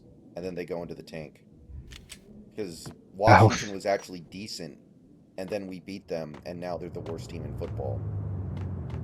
Like, what the fuck? Well, there's no shame in losing to Miami. That doesn't make you the worst team in football. Yeah. I know what you're saying. Bombs had destroyed all the stairs up to Lupino's Kind office. of crazy, like all around. The alternate route led there by way of adjoining rooftops.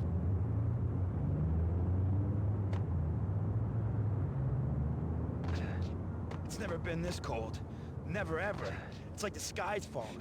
Yes, sir.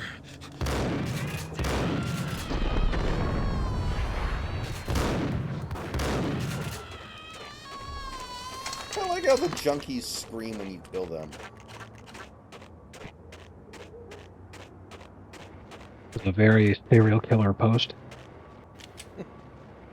That's true. What?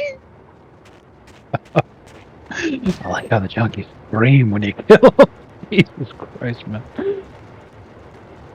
To get to the roof, I'd Sounds need like to get to something the a elevator through the locked door up ahead. While looking directly into the camera and saying, that just happened.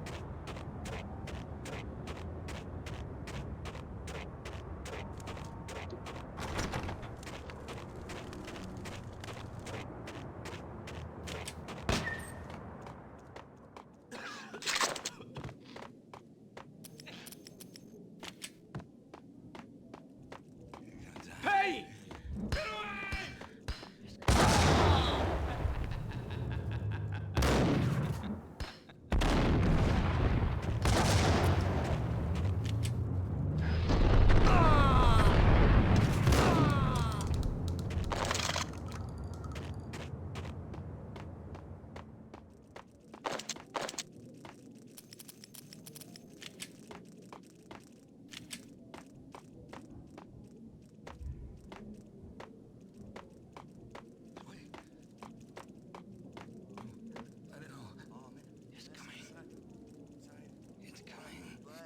I kind of feel like Salah's a pretty good coach and shouldn't get canned yet. I don't know.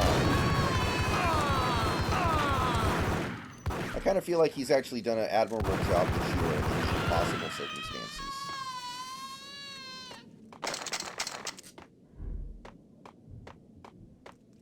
No, the Bills won't fire McDermott. They're a small market team and they just extended him for another 5 years. They eat so much money if they fire him.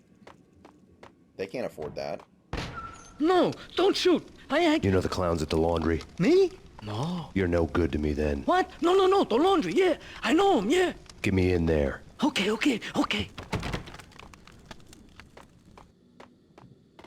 think if I kill this guy, I get instant game over. Let's find out. Yep.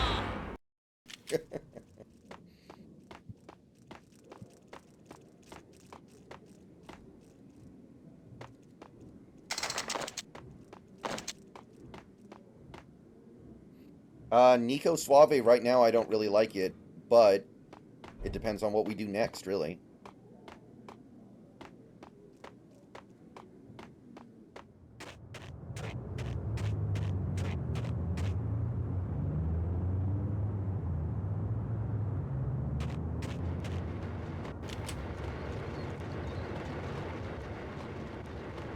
It's me. Open up. Let me in, quick. Not so fast. The password. John who? Come on. Okay, John Woo. All right. Come right in. It's a trap! There he is.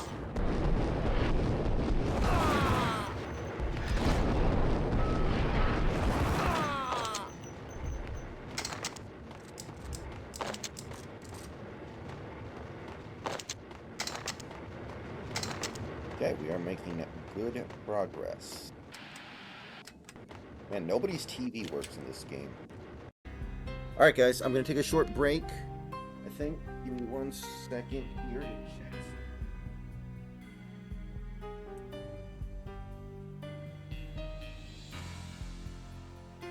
Yeah.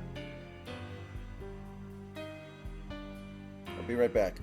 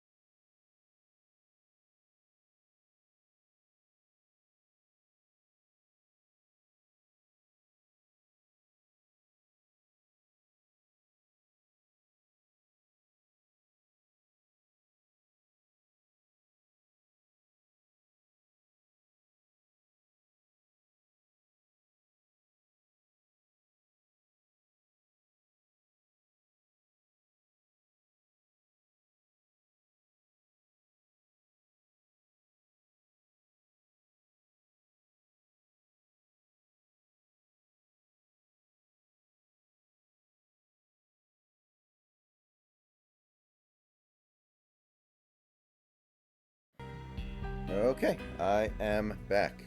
Let me make sure the stream still looks good, actually. Because that's the first time I went on the Be Right Back screen since I started.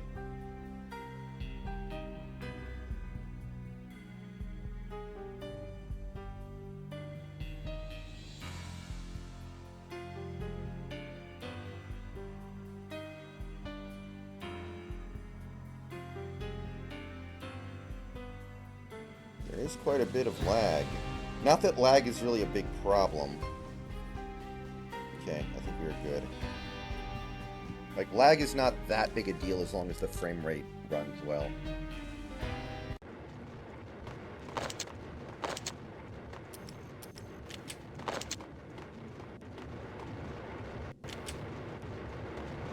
Yeah, Saints lost and Broncos lost, so that third round pick is looking just a little bit better. That's literally it. Oh shit.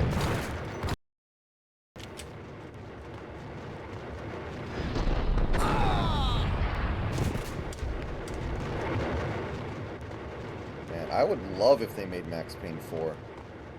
That's a franchise that I assumed was long dead.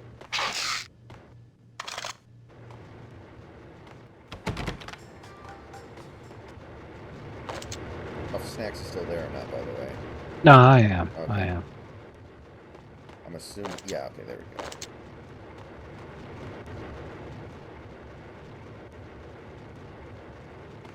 we go. Hey, yo, check this out. So, these gangsters were playing poker before I came here. They all have a royal flush in hearts. Look at this. Nice. So, they're using the most incorrect deck of all time. They're all cheating. Yeah, exactly. And they're not smart enough to cheat in a, you know, way that can be gotten away with. Right. It makes you wonder. I mean, obviously it's for ease of being able to tell because it's the game from 2001, but they're all... Why did they all try cheating with the... Thank you. Ace of Hearts, or the Royal Hearts. flush. Yeah. The suit, the heart. Yeah.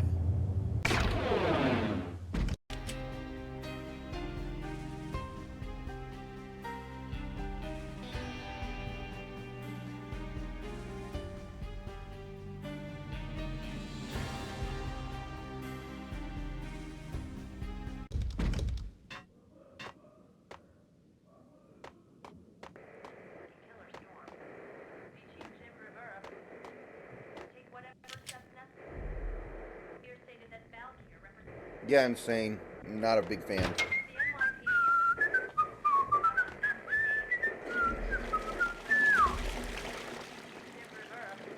What the...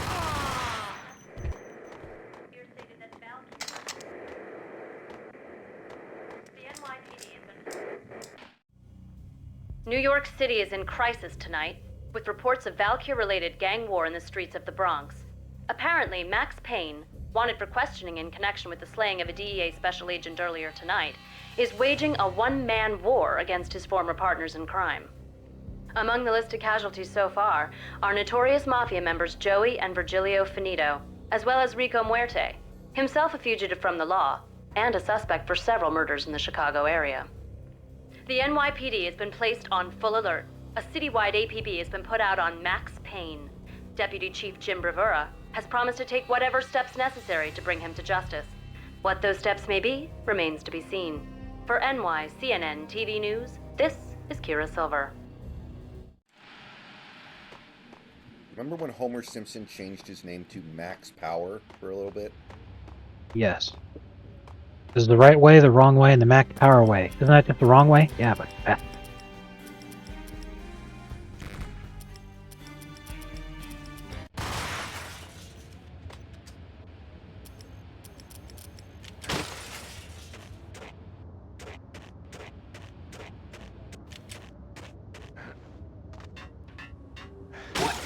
Address unknown. Whack the sucker! I don't know who go there. It's the last place I went. But that's where I always end up anyway. Only It's not me talking to the pink flamingo, but someone...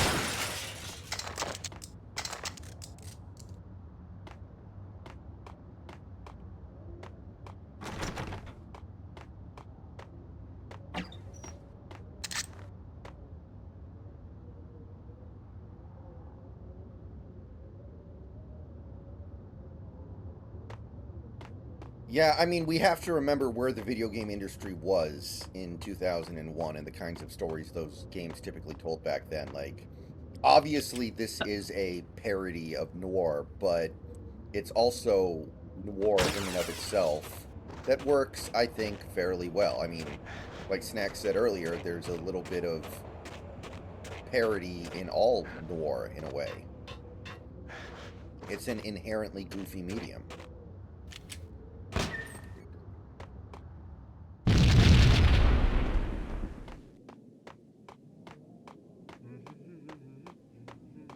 Red, blue, or green? It's always red or blue in the movies. Yeah, another thing to consider about Max Payne specifically is that back in 2001 when this game came out, 3D games were a really new concept, and voiced games were a really new concept. Max Payne was a trailblazing game. Oh, yeah. In a lot of different ways, and it should be given credit in that regard.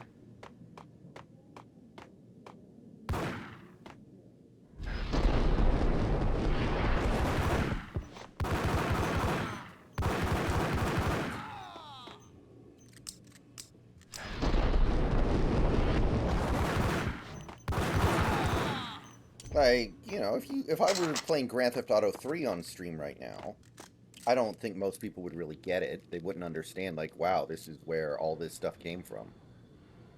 Right.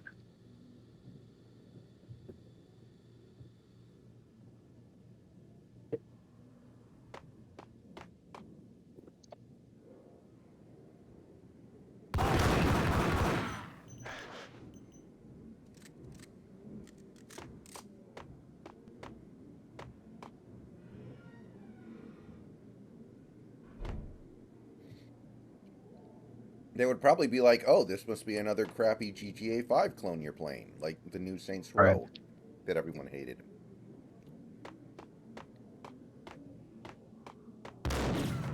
Yeah, the Grand Theft Auto 3 protagonist was voiceless, but it was not because the game had no voices. The game was fully voice acted. They're bombing us. What are you doing? You're doing nothing. What are you doing? This is war. Freaking war. Shut the fuck up.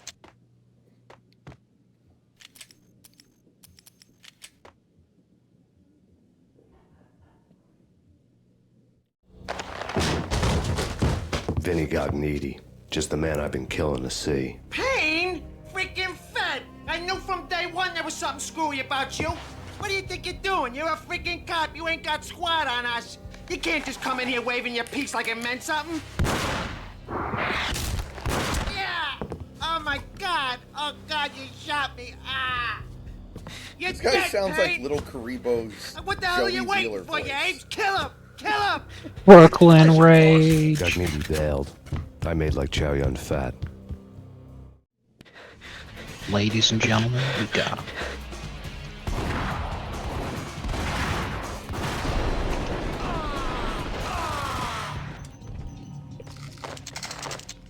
A crumpled letter lay on Gugniti's desk.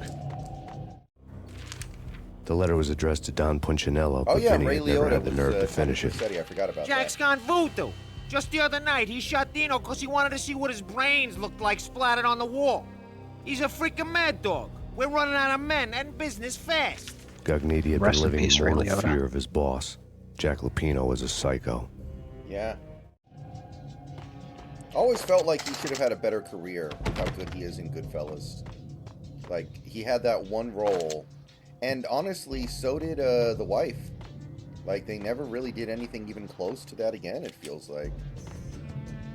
For both the actress that played his wife and also Ray Liotta himself, I do need to give them credit because Vinny Gognitti The was running Sopranos was scared. initially supposed He to could be run, but with a Goodfellas, bullet in the his stomach TV like a series, broken bottle of where Ray Tabasco, he was Liotta would quickly play running Anthony out of time. Soprano, and the actress who He played knew his where his wife in boss was, Goodfellas would and I wanted to play square things up Carmela. with Jack That's what was Lupino. supposed to happen. Gognitti But would be moving fast. I don't know about they animals, decided but against it's it fear because that they gives saw men how wings. excellent the tryout for Anthony Gandolfini was, or James Gandolfini. and yeah, James Gandolfini. Thank you. Sorry, and it was just all around really excellent. So they decided to go with him, and they went with Edie Falco to play Carmela instead of the actress who played Ray Liotta's wife in Goodfellas.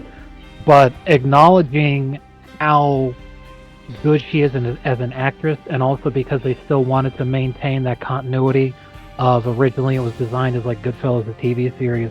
They had her come back to play the therapist character, Dr. Melfi, who was one of the most important characters of the whole series, and functionally served as the Soprano family consigliere throughout the thing. So.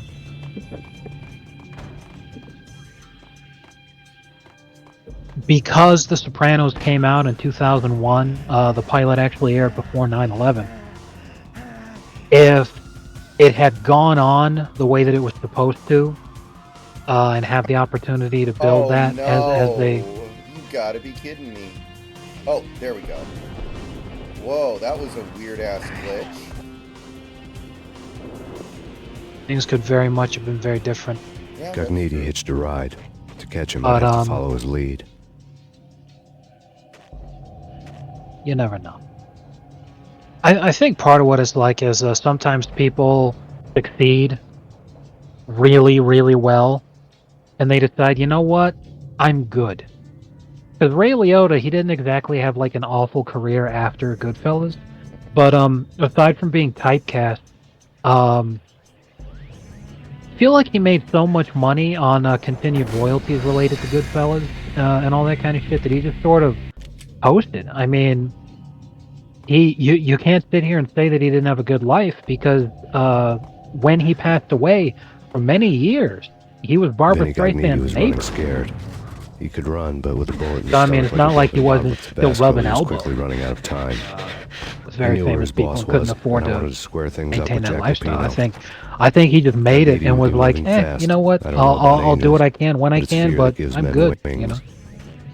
Like, after Goodfellas, his most popular role is either Field of Dreams or Vice City, probably, right? Those are the two biggest things he did other than Goodfellas.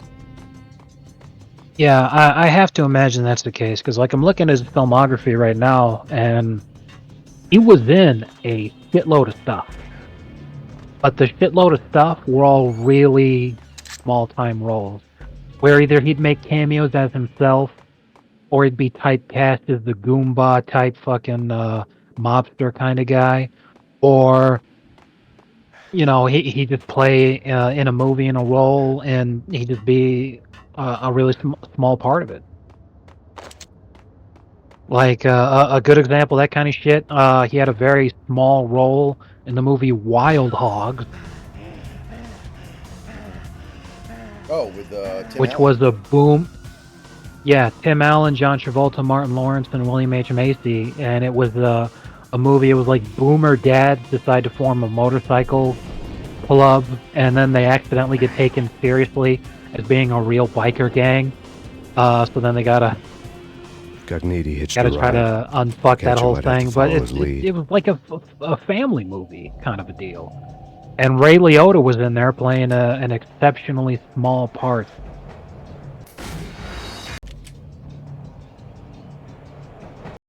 Oh, you're not supposed to jump.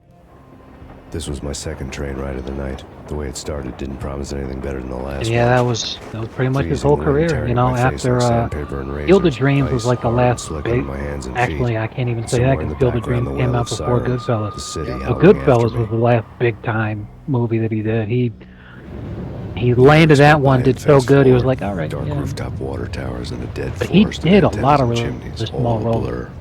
I think he When the train he was riding that slowed down, makes me think that Gognitti what made it his is move. then is some guys really love acting, and sometimes they get too big for their own good. And after that, they're like, I don't want to do this really big time stuff. I want to just get back to my roots, and I just want to be supporting cast. Play a role I can have some fun with.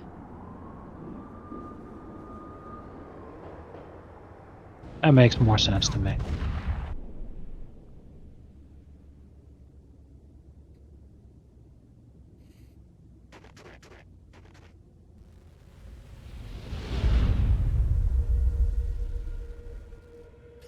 He didn't make the jump in the cutscene. This is weird. Some of these movement physics are all jacked up in this. That was funny as hell. He just fell to his death. That was great. Loaded.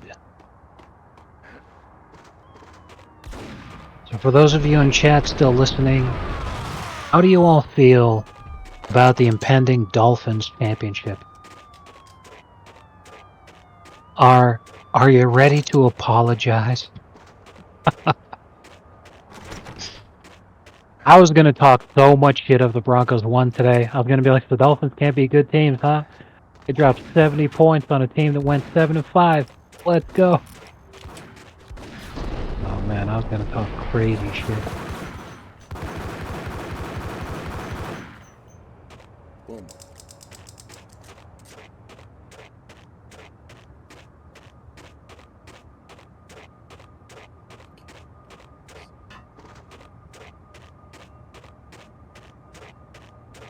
Regardless, the Broncos have gone 6-3 since their loss to the Dolphins, which is really good. And they're competing for a wild card spot. What's really insane is because the Chiefs lost. Oh my... Whoa! Look at... Okay, I know the stream's behind, but fucking Vinny Gognitti is just standing here at the bottom of the stairs. I can't kill him. He's immortal, but he's not running away from me. There's some sort of glitch. He's coming down the stairs. Shoot the bastard. Okay, Alright, boss. we haven't quite got No to it yet, problem. but I'll let you know when I see it. Hold it.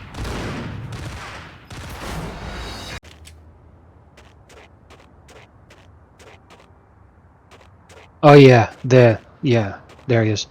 Oh man, that's actually kind of creepy as fuck. He's just staring at the wall. He's staring at the wall, and there's bloody handprints right in front of him. Yeah, it's like fucking Blair Witch Project. Yeah, that is some creepy shit. Well, anyway,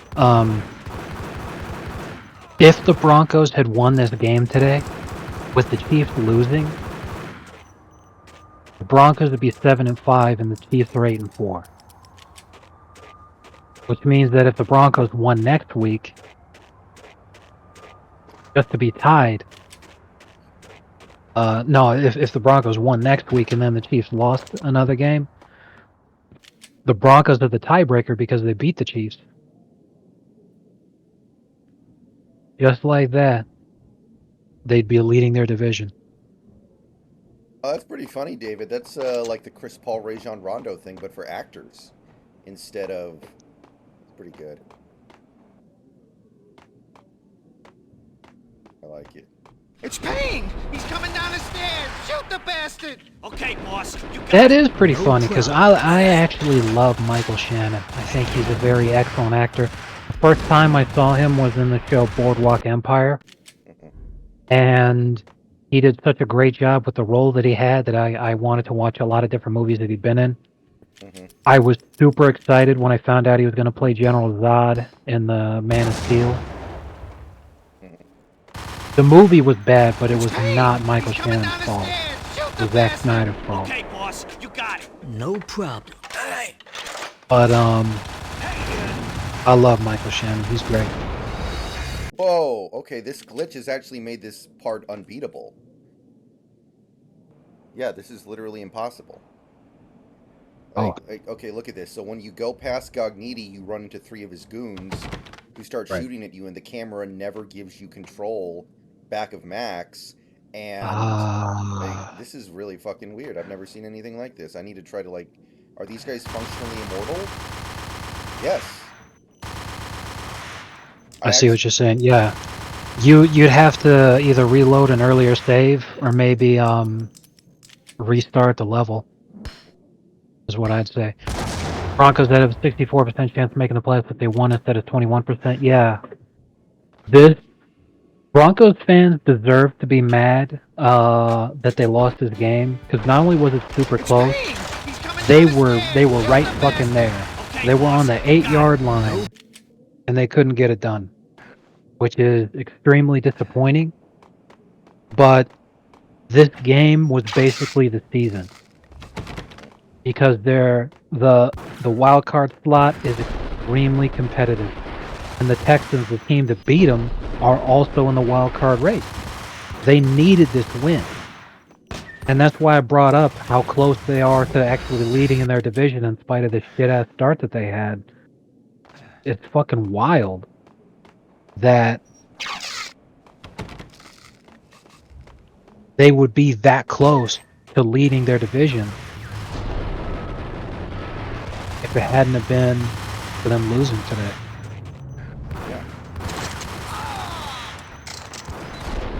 So yeah, I think this week actually ended the Broncos season, to be sure. Yeah, that fucker will not die. This cutscene makes him mortal. So when the cutscene doesn't play, all I can do is try to run past them.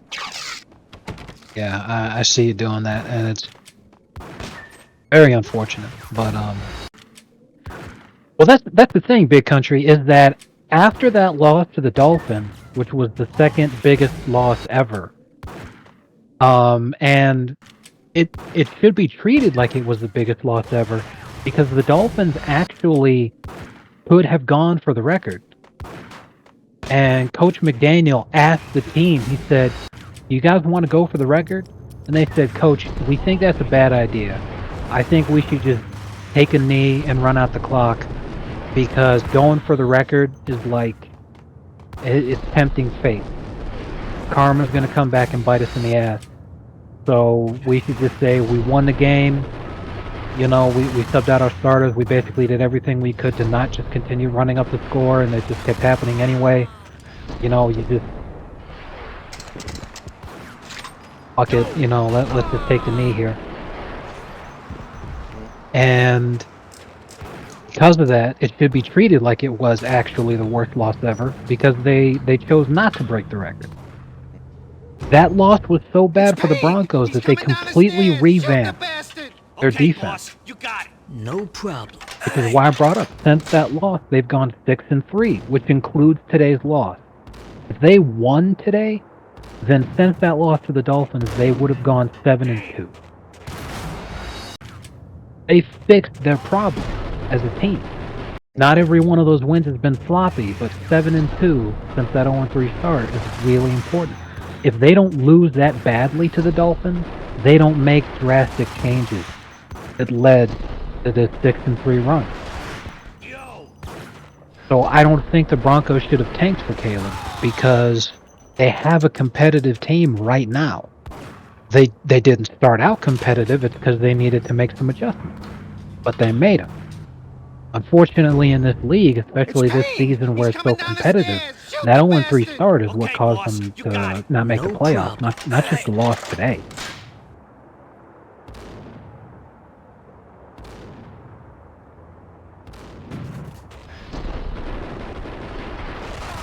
And now he dies because the cutscene triggered way after I had cleared the area. So now that guy can die.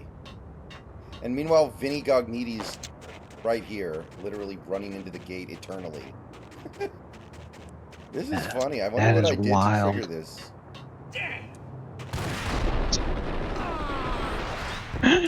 Oh man, Max isn't even there. These guys are just dramatically taking their guns out and running up the stairs to nothing. This is so funny. I knew this game was a parody. I didn't think it was this kind of parody. Yeah. It's unfortunate, but like a lot of people complain about all the remasters and remakes and all this kind of shit, and I completely get it, because it feels like too much, especially when like they're doing a remaster of The Last of Us 2 that came out like 3 years ago or some shit. Yeah. That's just bonkers. But games like this definitely deserve a remaster, because Max Payne is a Pantheon game. It was extremely important for the development of games as we know them today. But because it's a game from 2001, even though it's funny, there are so many glitches like this. And it's just like, how could you expect a new generation of gamers to want to play this if it's this fucking catastrophic buggy mess? That's why the GTA remasters were so heartbreaking. That they sucked so much wiener. I feel like if they did the San Andreas remake and like actually did it the way that they should have, made it as wonderful as it really should have been, I feel like it probably might have won Game of the Year. But instead, they just phoned that shit in to such an extent just to try to collect money. It's like, man, that's another reason I'm a little concerned about GTA 6. I'm all like, if they would just not care about the San Andreas remaster like that, I don't know. Oh my god, I might finally... Okay, I need to figure out what the Max Payne equivalent of no clip is, because I think I'm in an unwinnable state. What the hell?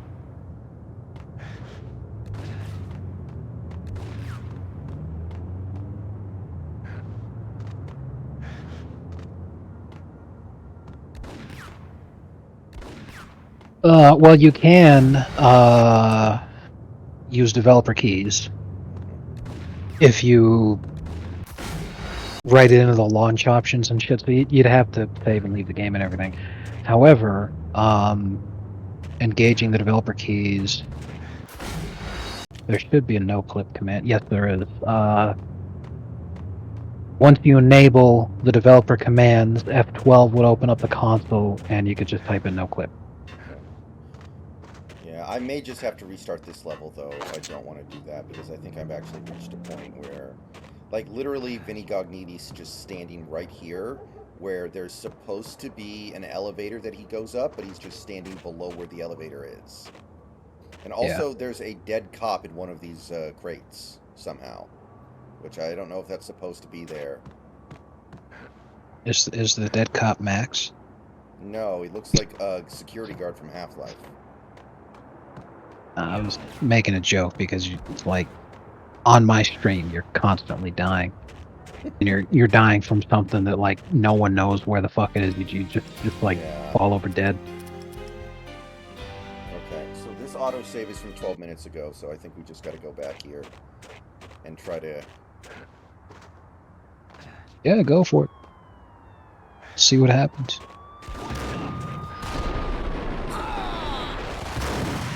Yeah, but, drums do so much fucking damage.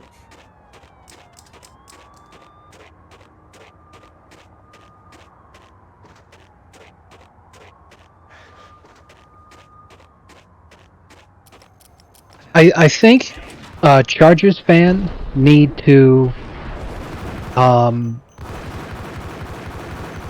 contact the league, like start sending a bunch of letters and emails and all this kind of shit. That Dean Spanos once said the N-word with the hard R. Because that's the only way to get a league to force an owner to sell. They need to do everything they can to try to make it look like Dean Spanos is a racist.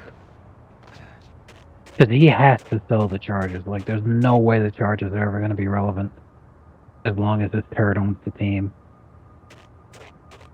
And the only way to force an owner to sell is to... Oh my god, he's racist.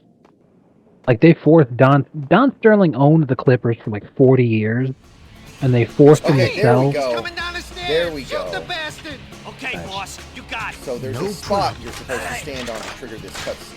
And if you go past that spot, it never triggers until you get way down further, and it fucks everything up. That's... Oh, that makes sense.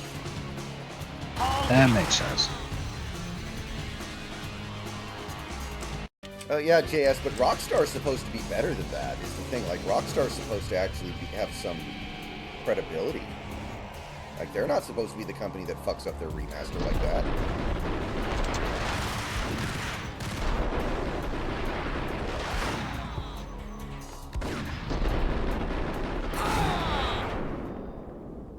Yeah, it's bad. Oh yeah, Don Sterling owned the Clippers for like 40 years, and they were just as shitty over that 40 years, and they never forced him to sell. But then in private, when he doesn't know he's being recorded, he says, I don't really feel comfortable about the idea of my daughter dating a black man. And they're like, that's it, make him sell the team. Like, oh man. Yep. I mean, the same exact thing would have happened if he said, I don't feel comfortable with my daughter having an OnlyFans. Exactly.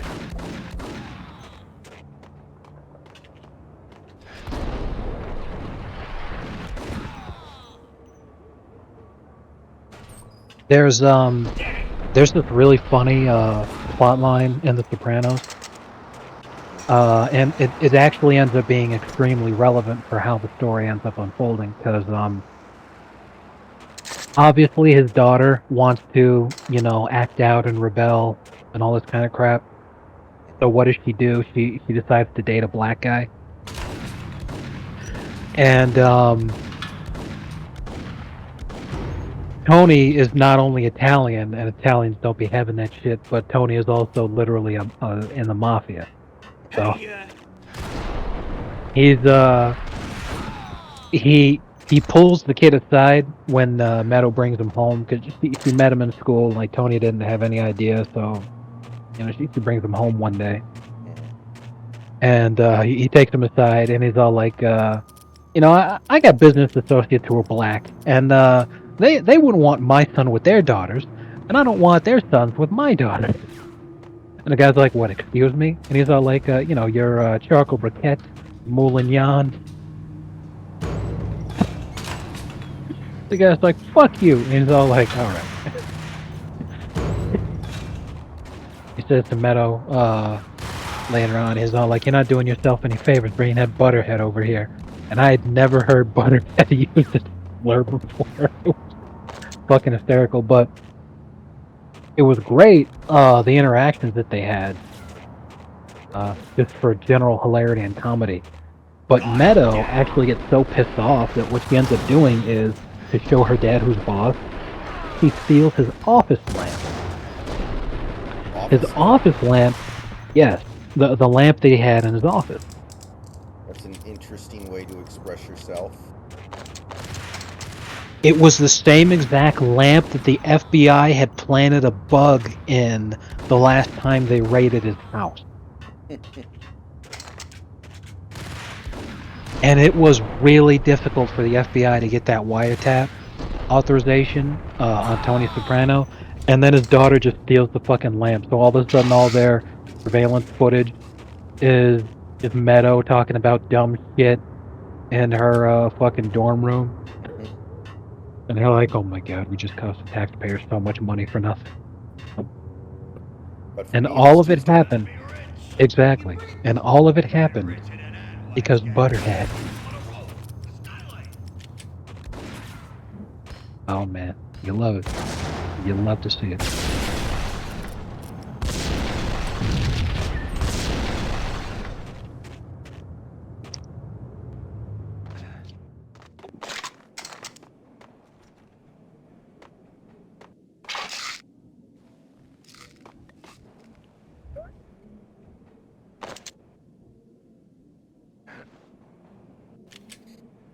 Yeah, 6-0 is a score that should never happen in the modern NFL with all the scoring and all the rule changes. Like, 6-0 is on another level, man. Yeah, 6-0 from 2 field goals. And people try to tell me, oh my god, Justin Herbert is such a good quarterback. He's so much better than Tua. And I'm all like, dude, he's got fucking Keenan Allen to throw to. And he can't score a touchdown against the Patriots? Come on.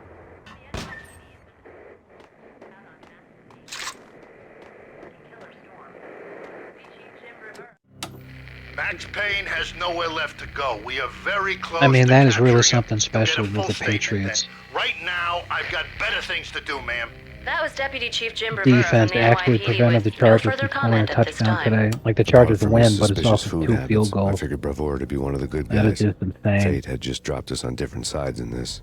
But when it came to capturing Because, me, he like, was way out of offense his is league. literally all I had the already Chargers ditched the have. cops a couple of rooftops back. For now. And they can't even score on the Pats. Oh, by the way, have you seen the list of the most hated TV characters that came out a few days ago? No, I haven't. Yeah. So number 1 is Right now, I'm looking up. Number 1's who? Joffrey. That's like, Joffrey. that's the easiest. Yeah. And then second place is Ramsey. Third place is actually a character from Full Metal Alchemist named Sho Tucker. But the reason why I brought this up is because 7th place was Livia from The Sopranos, which I don't even know who that is. Olivia from The Sopranos. That's Tony's mother.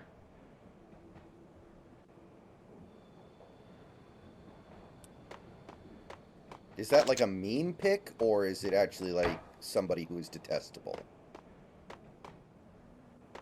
She is detestable. She was a really shitty mother. She was a very manipulative person. She tried to get Tony killed in the first season. As the story went in The Sopranos, he would have testified against Tony. In season 5, he was supposed to get arrested by the FBI and have a big trial where his mother would betray him and would testify against him on the stand.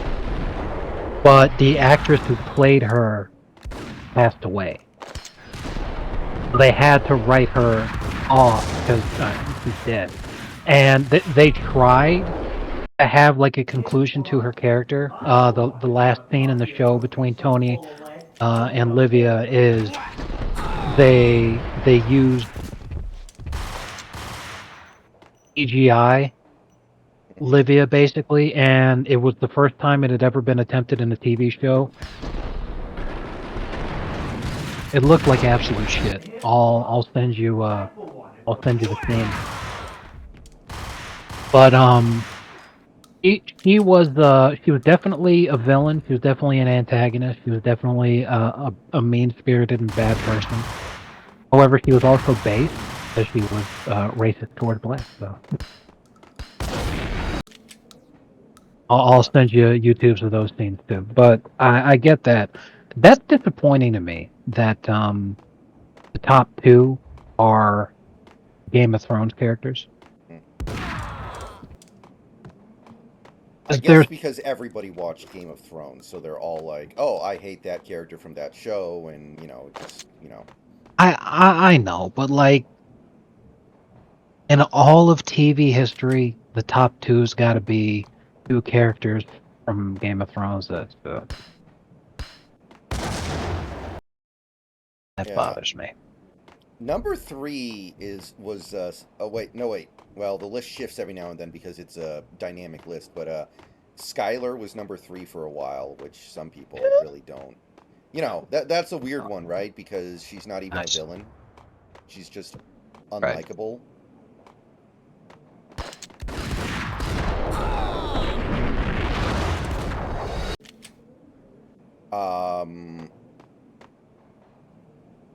God, what else is there? The Governor was on the list, and I don't think anybody cares about the villains in Walking Dead. At least that's what I thought. There's no way.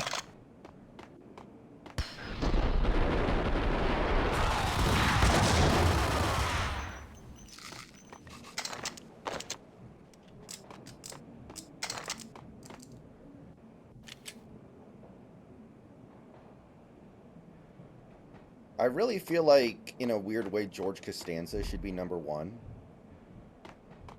Like, he is kind of the prototype that all modern sitcom characters are based off of. The idea of being completely detestable and unlikable, yet still being the main character. That was such a revolutionary idea at the time. Yeah, but in terms of people not liking the guy, for various reasons, I think that Kramer would fit better on the list for For obvious reasons. Oh man. Okay, so the first scene that I sent you is the CGI. Like you can tell, you'll be able to tell when you're watching it. It's bad. It is just like ugh. And then I'm gonna look for scenes of her being racist. Like the scene where she's in the courtroom and sees the black guy come in and says he is like H.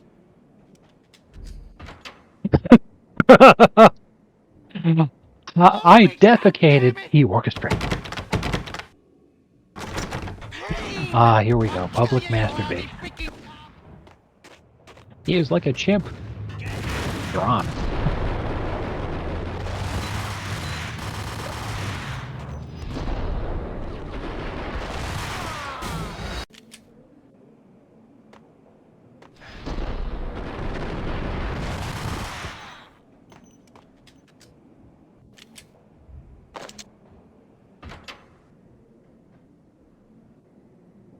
Open, goddammit! Payne! I'll kill you, you lousy freaking... I saw...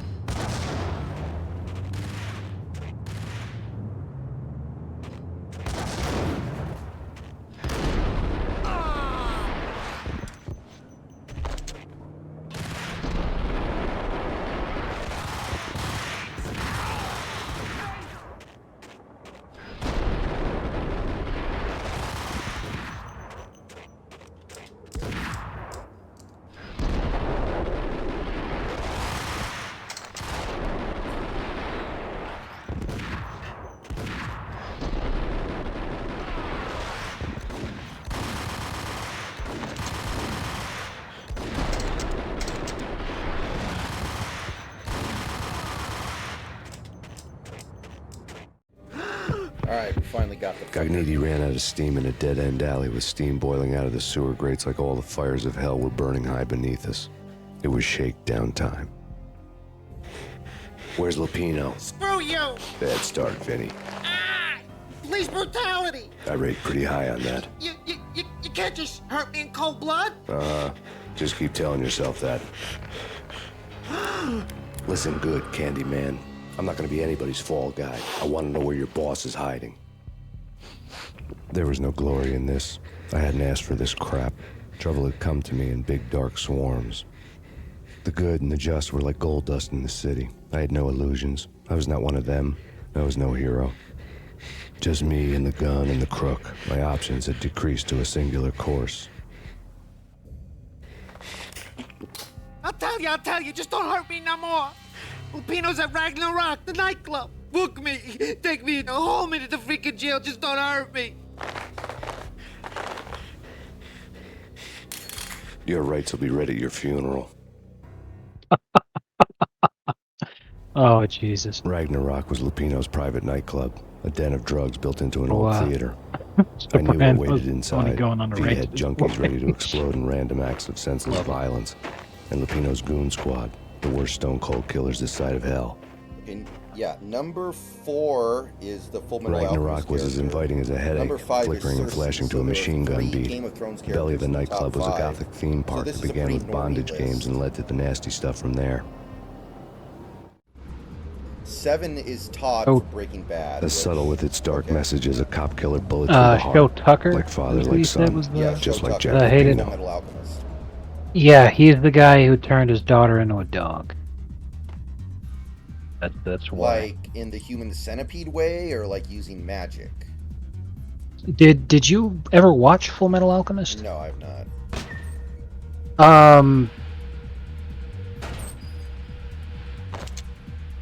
The guy was well, I'm in Full Metal Alchemist. The whole concept is that you have it's an alternate universe where alchemy was what was pursued instead of chemistry in terms of scientific advancement.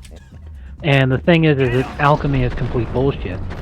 It's nonsense and magic. But in this universe, alchemy actually works.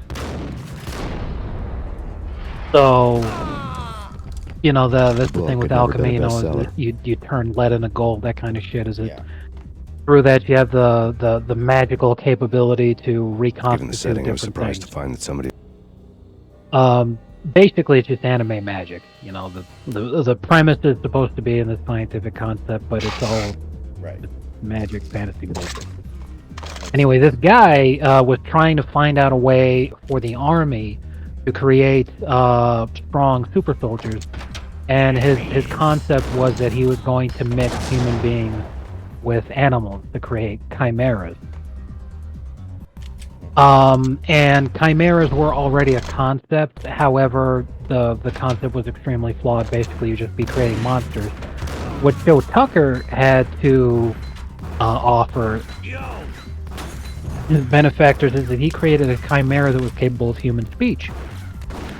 If it's capable of speech, it's capable of thinking. If it's capable of thinking, it's capable of being given orders and being used as a super soldier like they wanted in the first place. So there was all this kind of interest in everything, but it turns out that the way that he did this was through human experimentation. He achieved the proof of concept by using his wife, and then by the time the main characters interact with him, Edward and Alphonse, once they get the chance to interact with him, you meet his daughter and his dog. You know, you meet him, you know, it's this cute little girl. Like, she's like 6. And, you know, sweet little dog that everybody loves and everything. And then he combines the two. He combines his daughter, turns her into this horrible dog monster creature. And he is like the most hated character in anime because, oh no, he hurt that heckin' pupper. Oh no, what an evil monster. And then, you know, they're also like, oh yeah, I guess it was bad that he messed with a kid too, but, you know, the dog, that's what we care about. But, yeah, that's... That dog, I could have had sex with him. What the hell? You already know. Hey there, Rover. Come on over. That's, yeah, so he used unholy magic to create a monster and turned his daughter into a dog monster creature. That's why he's hated.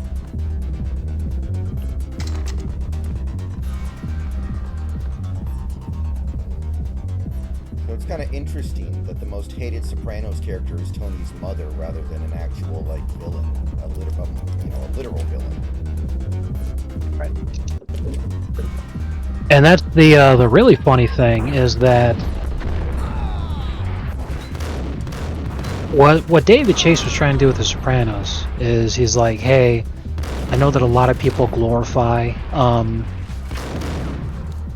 folks in organized crime, but that's really the wrong thing to do. These people are psychopaths. They're fucking monsters, and he's not an anti-hero. He is the protagonist. But by the end of this series, I will make it very clear that he is not a good dude.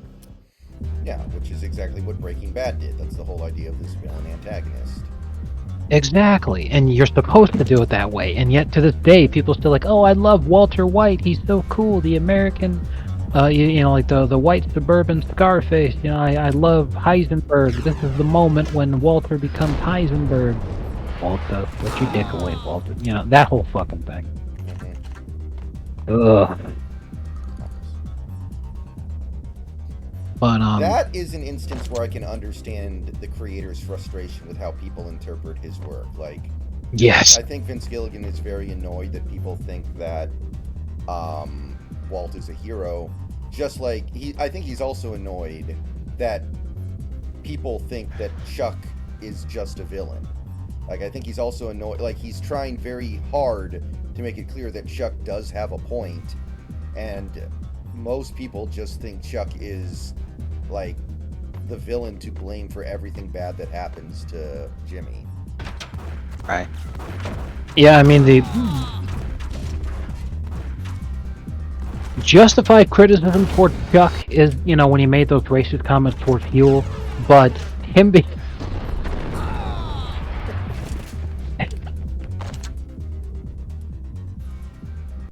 He was right about Jimmy, and that's what you like when Jimmy blows the doors off his own case in the finale of Better Call Saul.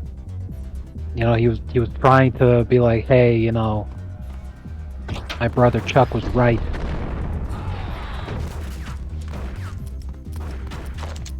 It was like the whole point of everything that he did. So thinking that Chuck was just an asshole, he was a jerk, but his heart was in the right place.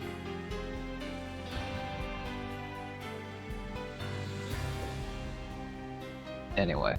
I see way more sympathy for Skylar nowadays. Well, I think people have just kind of figured out that, wait a minute here. Wait a minute. She ended up being right about a lot of the things that she...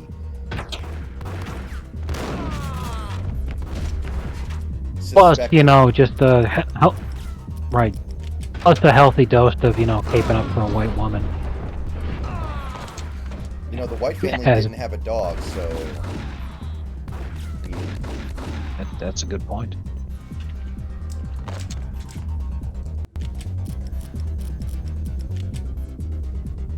As someone who has not watched Game of Thrones yet, I wonder if Joffrey actually is a good villain, or if he's just the guy who's always doing the bad guy thing in every scene, so you can laugh at him when he gets his comeuppance. The guy who's just doing the bad guy thing. Joffrey was actually portrayed as being a lot more reasonable and not just a pure sack of shit in the show than he was in the book. In the book, he's just a completely irredeemable sack of shit.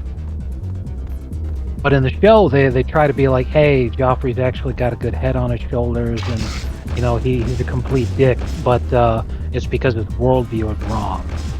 A big reason people hate him is because he killed the supremely popular Ned Stark character in what was considered a betrayal, because in exchange for pleading guilty to treason and everything he was accused of doing, he was going to be shown mercy. Now, everyone understood mercy as allowing him to take the black and go join the Night's Watch, but instead Joffrey killed him. Joffrey never agreed to the whole we'll send him to the Night's Watch thing, and he is the king. So even though other people made the decisions, he's like, well, I'm the king, so my decision is the final word, right? I mean, come on, guys. And how he viewed mercy is, your father admitted guilt for committing treason.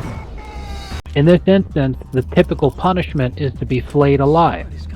I showed mercy, I had him beheaded, which is a quick death. It's quick, clean, it's over. I didn't torture him to death, which I was well within my rights to do, and is the standard punishment for committing treason. In Joffrey's view, what he did was mercy, which is what he promised in exchange for admitting guilt. In the book, that's not how it happened at all. Instead, Joffrey was well aware that he was supposed to do this kind of thing, and everyone tried to control him in terms of, hey, let him go. Take the black and join the Night's Watch. Instead, in the book, Joffrey killed Ned out of nothing more than bloodthirst. Because the crowd, was an angry mob and they were chanting, kill him, kill him, kill him. And Joffrey was all like, well, hell, I just wanted to kill him. The show didn't do that, though. Yeah, So if he's the most hated character in the history of television, I'm like, yeah, that's just... He's just the bad guy doing bad things. Yeah, Come it's on. I talked about this in my Spider-Man 2 review that I posted on YouTube. That's the thing that bugs me about the Jameson character in the Spider-Man games. He just does villain things in every single scene and acts as annoying as possible every single time he shows up. So you laugh at him at the end of the game when he gets his comeuppance. He's like Billy Zane in Titanic. And the J. Jonah Jameson in even the Raimi Spider-Man movies was not like that. He was loud and brash and kind of mean, but he wasn't just this card-carrying bad guy. Right. He was the editor of a newspaper in what was essentially No, sorry. Since it's Marvel, it literally was New York City. He was an editor of a newspaper in New York City. What the fuck do you expect? And that's exactly the character that he played in the Spider-Man movies. At first, he thought Spider-Man was really neat, and then sales started going down. So he was like, "Hey, you know what's even better than Spider-Man being a hero? What if Spider-Man's a villain?" And he was just doing all that shit for money and sensationalism. That literally happens every single day. Not like he was like, Yeah, he wasn't actually a horrible person. Right. He was flawed, for sure.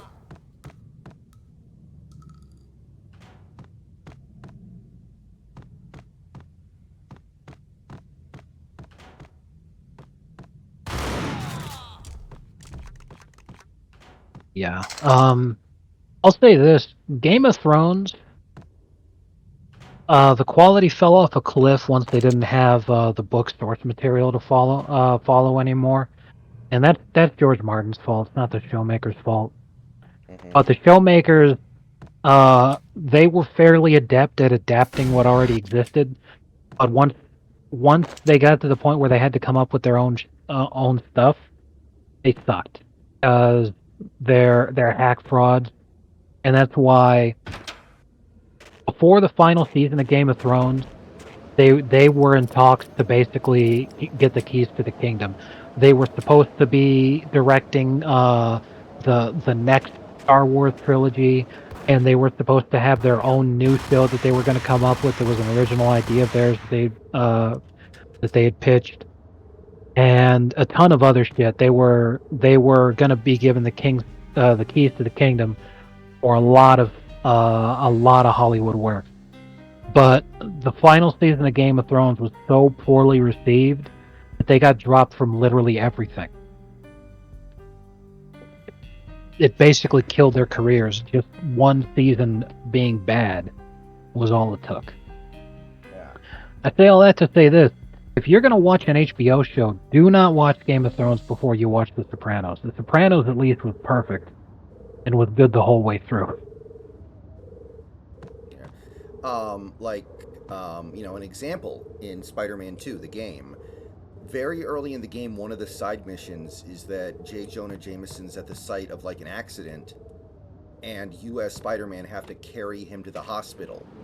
And the whole time he's screaming about how you're trying to like anally rape him or something, and then after it's over, he like goes on his show and he's like, "Spider-Man raped me." Blah, blah, blah. It's like no real life person would ever act like this ever. Like, we just saved his life. He would definitely chill out if he was like a real person.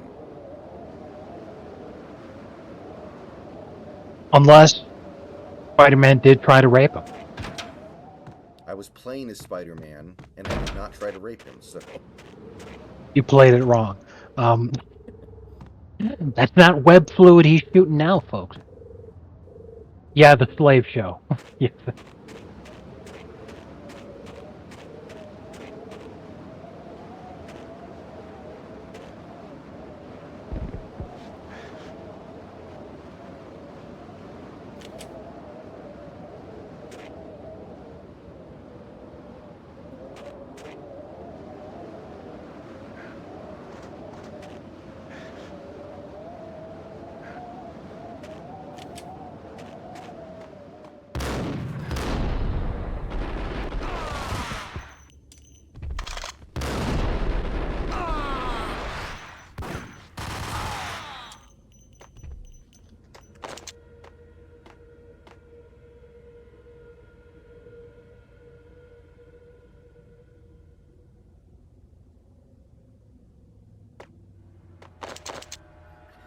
I actually think my most hated character in Breaking Bad is,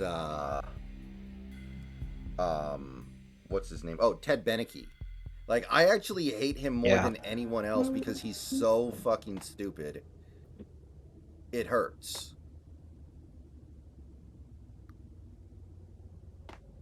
Like, I actually find him more detestable than the neo-Nazis and, like, Tuco and stuff. Like, Ted is just way too stupid. All right. I asked in chat if anybody else had ads right now because I just got an ad break, but JS says no, so I'll go ahead and keep going. Yeah, Ted was exceptionally stupid. He was a really dumb idea for a character. The whole reason they threw him in there was so that Skylar could, you know, feeling the damage to her marriage that Walter had done by deciding to become a drug lord. So he's just the guy that they picked. Okay, Skylar's gonna go have an affair now. And Ted was just a useless character outside of that. He was just a dumb sack of shit. Was not enjoyable at all. Just very a bad character. And it was really funny when Bill Burr watched him paralyze himself. That was pretty good. Like when Skylar literally hires thugs to go to his house and force him to pay his taxes. And he's just like, guys, this is a big misunderstanding. Me and Skylar are friends. You guys got to. And they're just like screaming at him to start signing the check. And he's like, no, guys, there's something. You guys need to let me talk to Skylar. And it's just really, really grating. Right. Yeah, I agree there. Although I will say this, the best thing that storyline gave us was Skylar actually being really clever. Trying to, like, it didn't super work, I don't think, for a lot of viewers because the actress that plays Skylar, bless her, but she just doesn't come across as being this type. But having the idea to come up with, okay, let me pretend like I'm a huge bimbo, and I'm gonna say exactly the wrong things to come across like I'm an incompetent dumbass, just so that the IRS guy doesn't believe that Ted here actually committed a crime, but that he was thinking with his dick and that he hired me in a position he never should have just so that he could boink me. That was a fucking great idea. I'm all like, I really like that. It would have worked perfectly, I think, if Skylar's actress was, I forget her name. I think it's Christine Hendricks, the redhead from Mad Men. Yeah, Christina Hendricks. If she played Skylar, I think it would have been a completely different story. That moment would have worked perfect. Because it's just like, well, when you try to bimbo yourself up to actually sell that whole thing, he's just not as attractive as you would imagine. Yeah. In that instance, it's just like she just seemed like literally a frumpy housewife trying to pretend to be a bimbo, which is like that. Yeah. God. People have pointed out But that there's a DVD box set of the TV show Deadwood in Hank's house in Breaking Bad, which Anna Gunn stars in, who is the actress who plays Skylar. So, time paradox. How about that? Yeah, that's I was reading something similar to that the other day.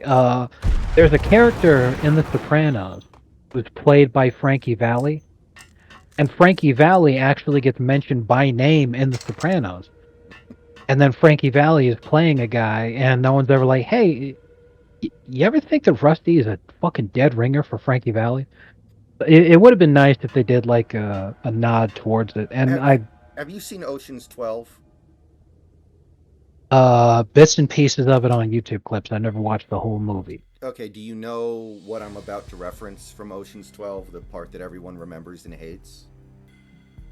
Or do you not know what I'm talking about? Okay, so there's this one part where they're trying to figure out how to steal something from a museum. And George Clooney's wife in the movie is named Tess, and she's played by Julia Roberts. So they're like, okay, I have an idea for a distraction. We'll have Tess pretend that she's Julia Roberts, so the museum thinks there's a celebrity there, and they get distracted so we can steal it. Oh, God. Like, the characters literally go, hey, you know how your wife looks like Julia Roberts? Because she literally is Julia Roberts. Right. People did not like that very much because it's, you know... Yeah, that's right. That's a little too... It's like, come on. But yeah, anyway, go ahead. Yeah. No, I like Fly mentions towards it. The backstage area, but being that inner sanctum. Fucking the hot air inside is like an invisible you wall, can't thick with just incense like and something else. A sickly Can't go sweet that smell that far. made you gag. It's a cop out.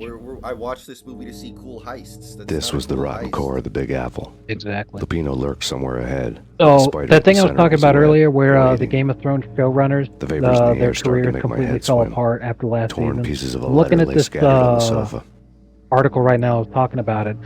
The HBO series was supposed to be called Confederate. It was an alternate history drama where the Confederacy wins the Civil War and that slavery still exists to this day. Kind of like a Man in the High Castle sort of meme.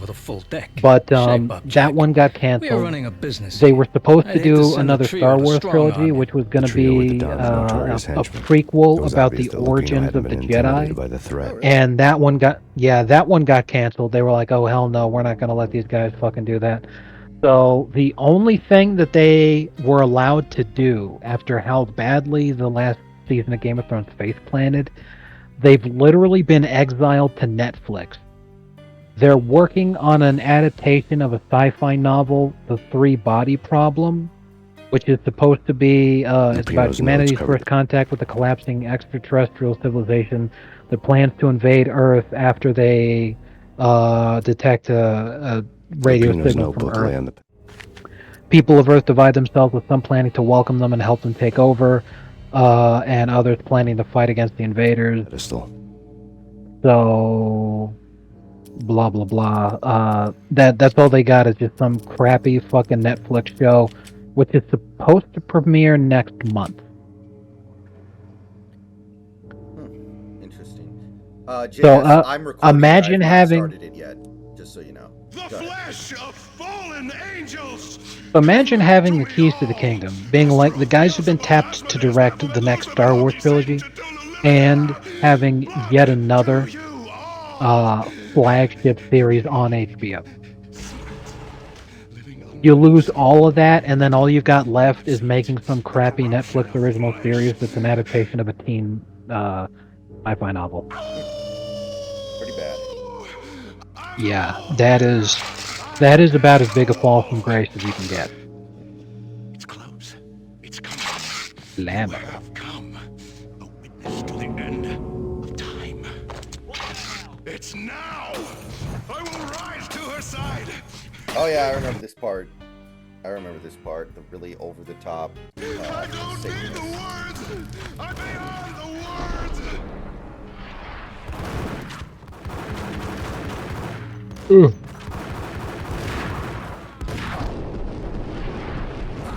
Aren't all Satanists over the top? I guess.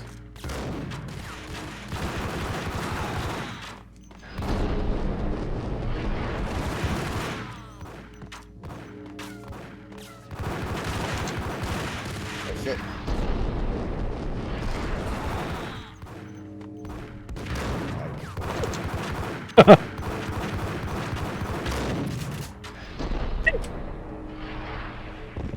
I'm the wolf. Yeah, I am the wolf. It's close. It's coming. You have come. Sounds like Paul Giamatti doing this guy's voice, actually. It's now. I will rise to her side. I don't need the words. I'm beyond the words. Yeah, I'll do Fargo season 5 down the line. I still haven't started The Boys yet. I meant to do it over the weekend, but I didn't have time for it.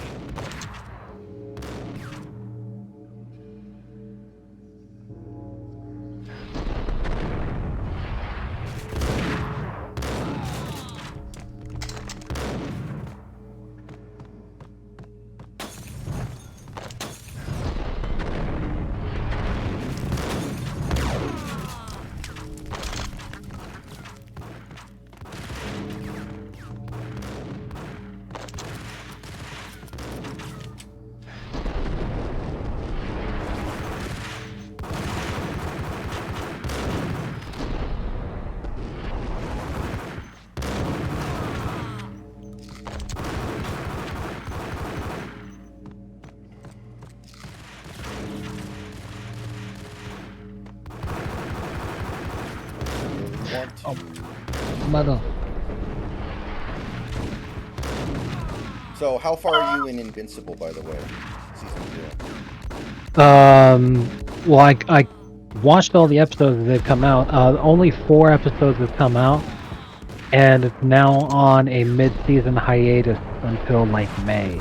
Oh, really? Yeah, and I'm sitting there like, you guys have had 3 years already to do season 2, and you could only do 4 episodes before you have to have a fucking 6-month hiatus. I mean, it's all already written, is the thing that confuses me. Exactly. It's not just already written. It's already been animated, fucking voice acted, fucking everything. It's already done. It just, I truly have no idea what the hell the break is for. It's not to finish.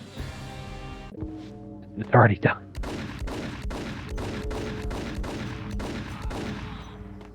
I have no idea what the hell the thinking is.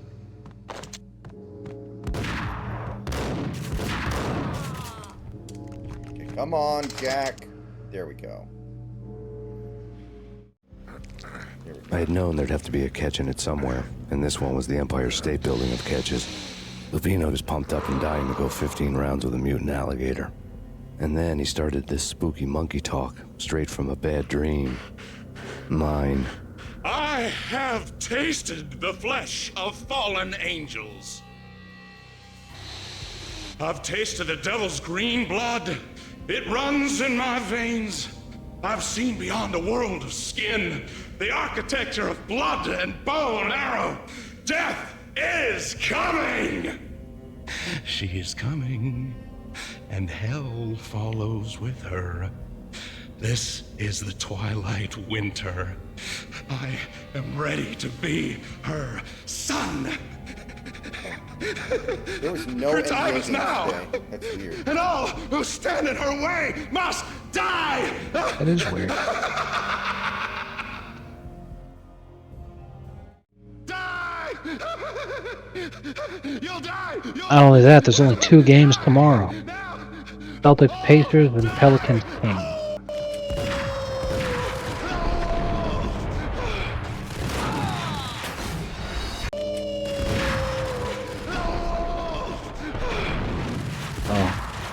Who snaps is injured. Tingus Pingus is gonna miss some time. I'm shocked. Yeah, seriously. He fucking gets hurt all the time. Fucking. What happens when you're super tall? It's always going down. I wonder if the people who are super tall who don't get hurt all the time realize how lucky they are. Seriously. That must be an incredible life.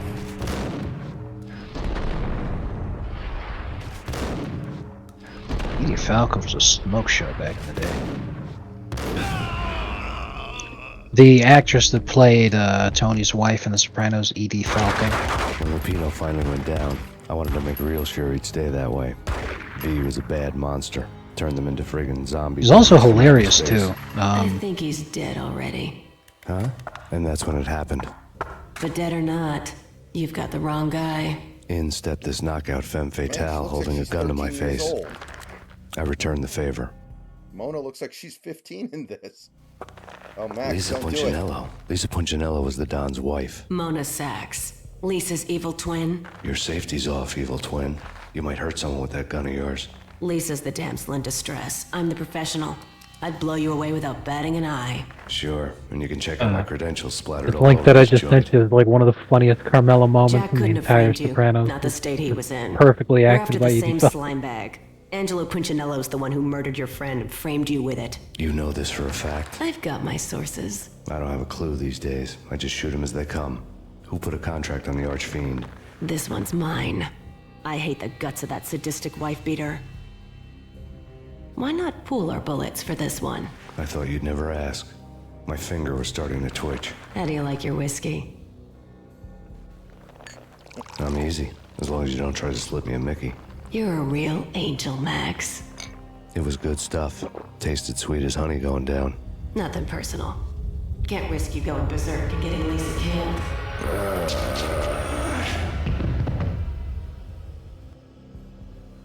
The nightmare was always the same. Violent shapes moving in darkness, old Oh, and yeah. ugly. The killer's mad laughter was a riddle filled with wicked innuendo. The nightmare levels, the part that everybody hates in Somewhere, Max Payne. the baby was crying. Especially on console. A little more manageable on PC. I have read before, I don't know if this is true, but the first game to use voice acting was a Yu-Gi-Oh game on the PS1. I don't know if it's true or not, but I know there was like a Yu-Gi-Oh game on the PS1 that used voice acting when it wasn't really, you know. I remember a Yu-Gi-Oh game on the PS1, but I don't think that was the first one with voice acting. I don't even think there's any voice acting in that game that I'm thinking of. I'm Googling it right now. The very first video game featuring human voices was Disney's iconic Dragon's Lair arcade game. Those early voiceovers were recorded by the game's That's a producers. movie pretending to be a video game. Lamau. Came out in when? Let's see here.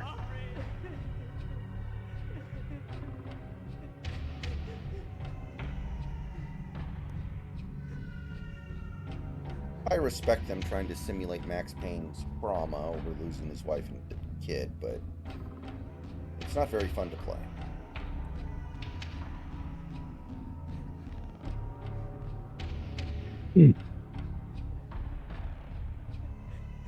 It depends on what you mean by voice acting. Because fucking Castle Wolfenstein in 1981 had recorded voices for the characters. When German soldiers would appear on screen, they'd say Achtung. And when you'd kill them, they'd say Kaput. I mean, that can count if your definition is just recorded voices being used in the game in 1981. If you mean like a fully voice-acted story kind of a thing, then I have to do some more digging.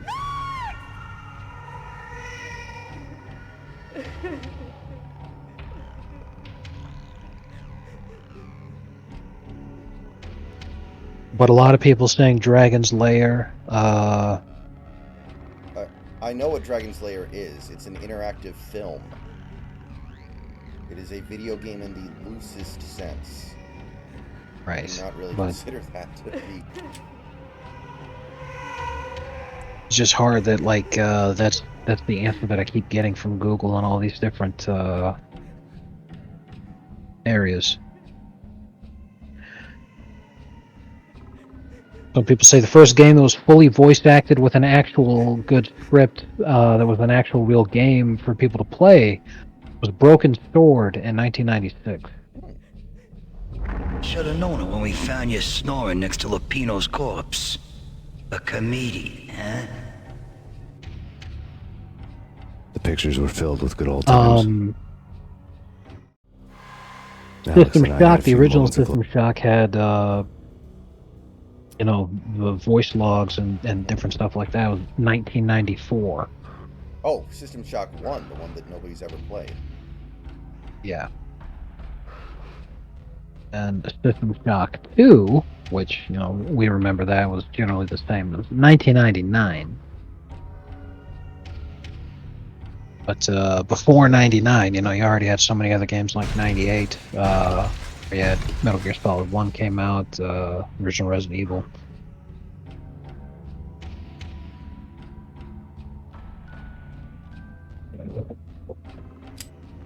Diablo 2 gets mentioned as high quality early voice acting.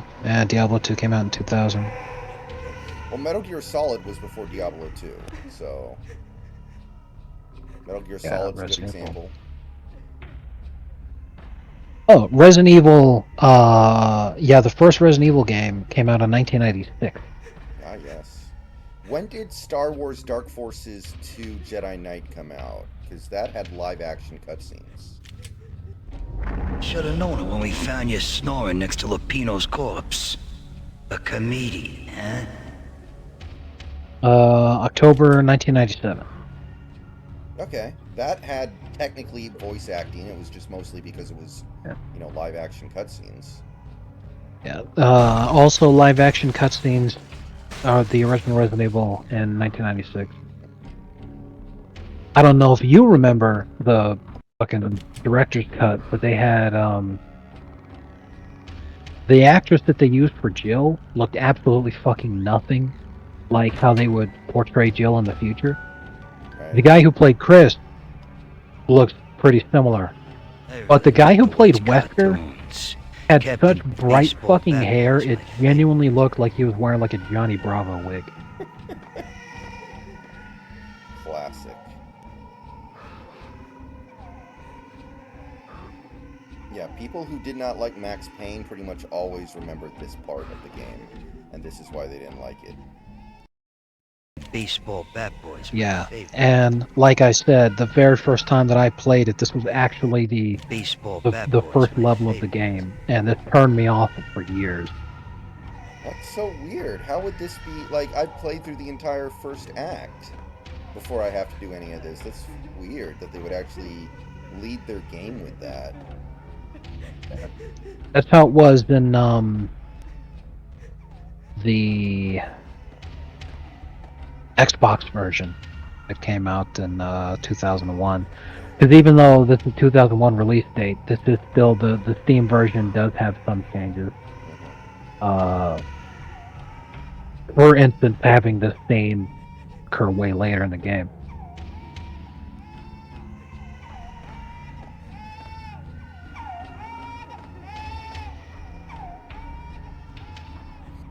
I imagine Rockstar sitting in the voice acting studio, holding a baby and forcing it to cry so they can get the recording for the game, for the audio files. And I'm wondering, what did they do to that baby to make him cry?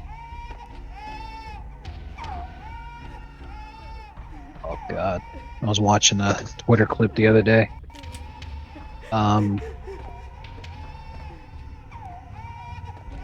Never mind, I'm not going to say it on stream. It was pretty bad though. Does it relate to what I just said? It does have to do with people mistreating babies. Okay.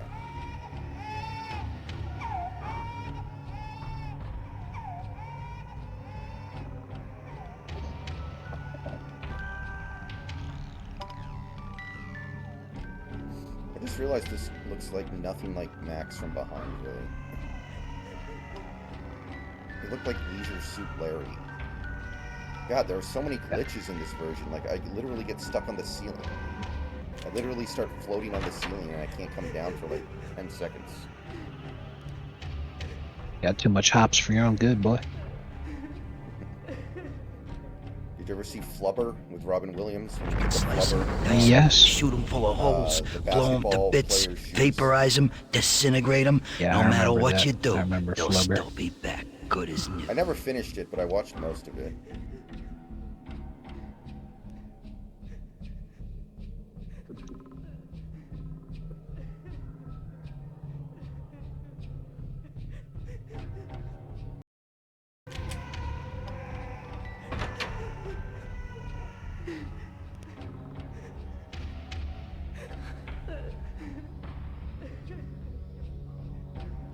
Slice him, dice him, shoot him full of holes, blow him to bits, vaporize him, disintegrate him.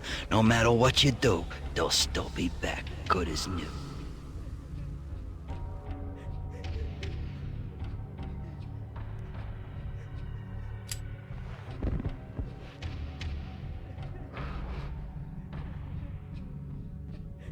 God damn it, now Max is stuck in the goddamn corner.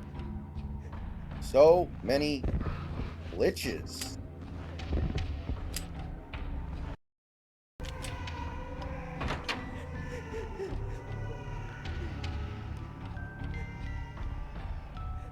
I get stuck to the wall. What if I do this?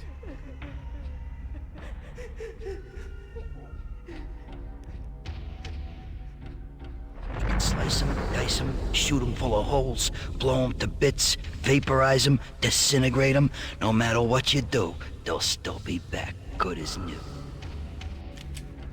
Michelle's diary lay on the table. Max, no, please, Max. Why? I didn't mean to. I'm sorry.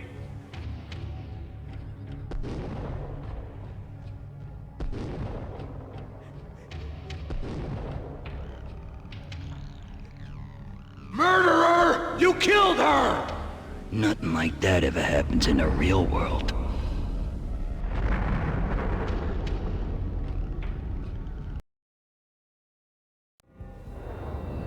I woke up in a bad dream.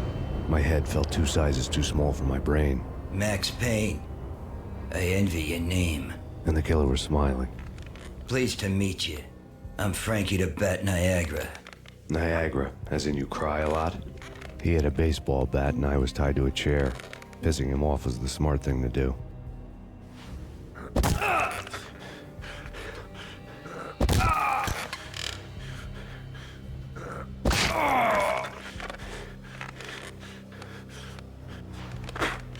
Nothing wrong with a little laugh now and then. Take me, for example. I love to watch cartoons. Cartoon violence is a fascinating thing. Let's take a break. I need to take a leak and maybe grab a cold one at the bar. Don't worry. I'll be back to finish this off. And then, it's checkout time. You play, you pay, you bastard. He swaggered out, and the door clanged shut behind him, locks clicking into place. Everyone makes mistakes. Mine hadn't been to crack jokes about the goon with the bat. He'd have cracked my skull regardless. It hadn't even been to trust a girl with a gun. I had blindly gone after the first bad guy on my hit list when I should have been aiming further up the ladder, at the head of the Punchinello family. I couldn't bring myself to be pissed at Mona. Guess I had a soft spot for her pretty face.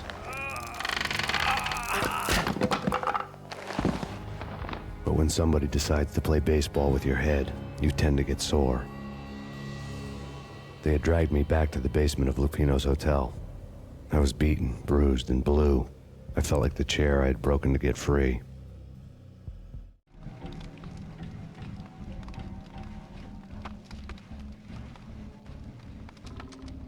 All I had was Niagara's bat, sticky with my own blood. Oh yeah, okay. Without a gun, I'd be no match for Frankie's men. I'd have to play hide and seek with them.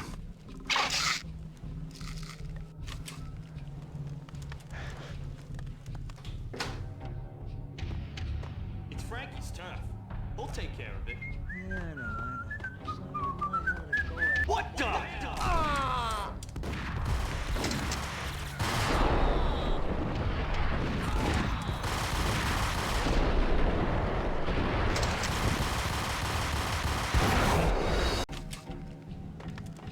Okay, I think I have the right idea. Hey Midnight, welcome to the stream.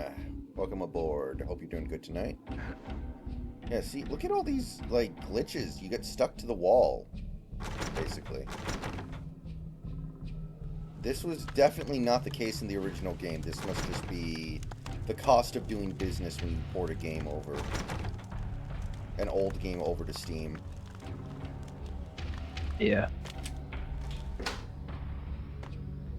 It's Frankie's turf. We'll take care of it. What the? What the?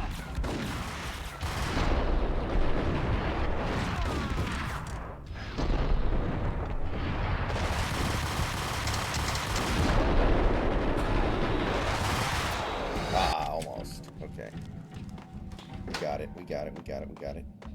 It's Frankie's turf. We'll take it. What the hell?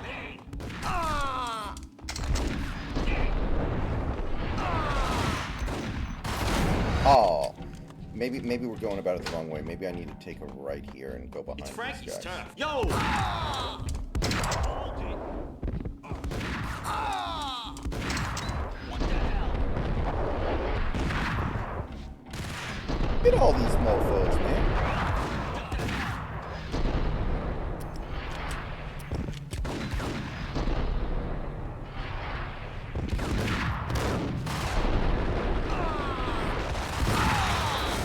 No.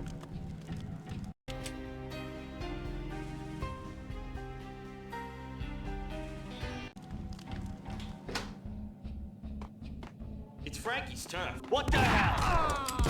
Hold it. Oh. Okay. I think we need to take out both of these guys with the bat. It's Frankie's turf. We'll take care of it. Hey!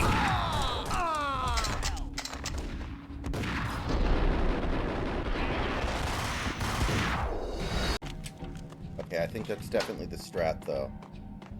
It's Frankie's turn. What the?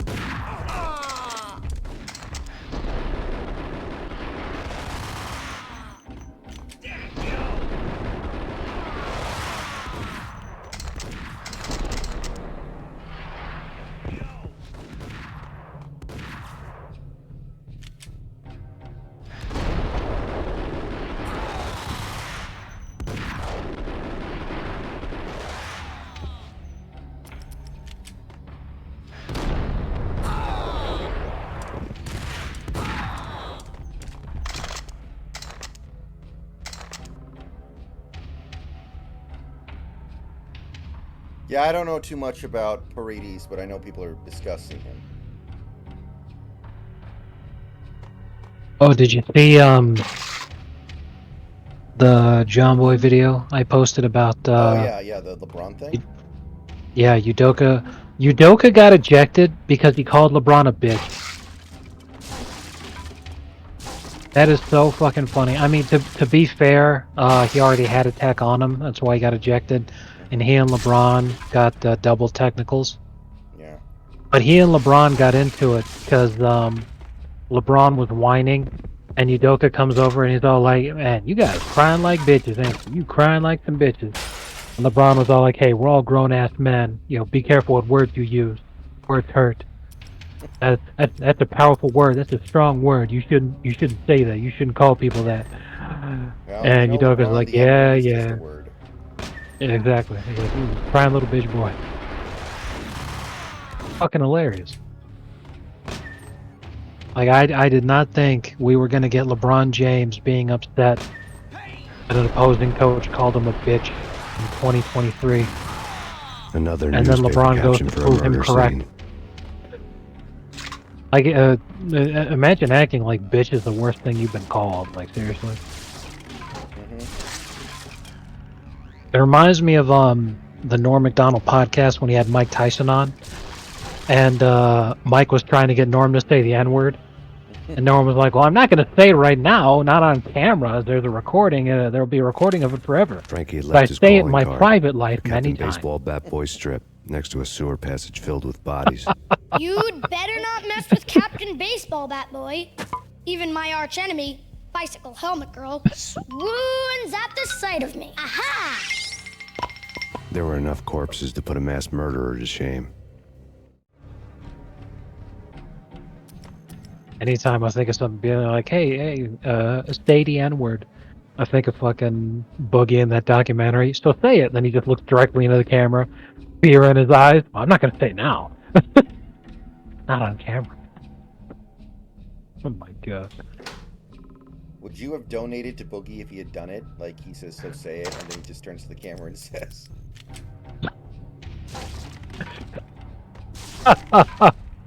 Oh, man. Probably. Like, I'd have been like, he's back to being take, Mr. Rogers of the internet. Yeah. If you're gonna have that take, then you gotta go all the way, man. Exactly. If you're gonna say it's just a word, why even be upset? So say it. All right. Beta, try refreshing. We've had some people mention a little bit of lag, but I did something a little earlier to make 95% of it go away, but it's possible there's still a little bit, yeah.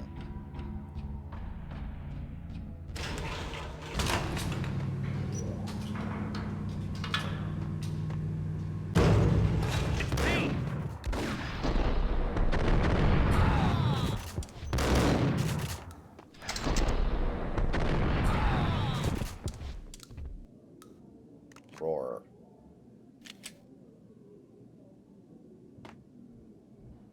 UWU.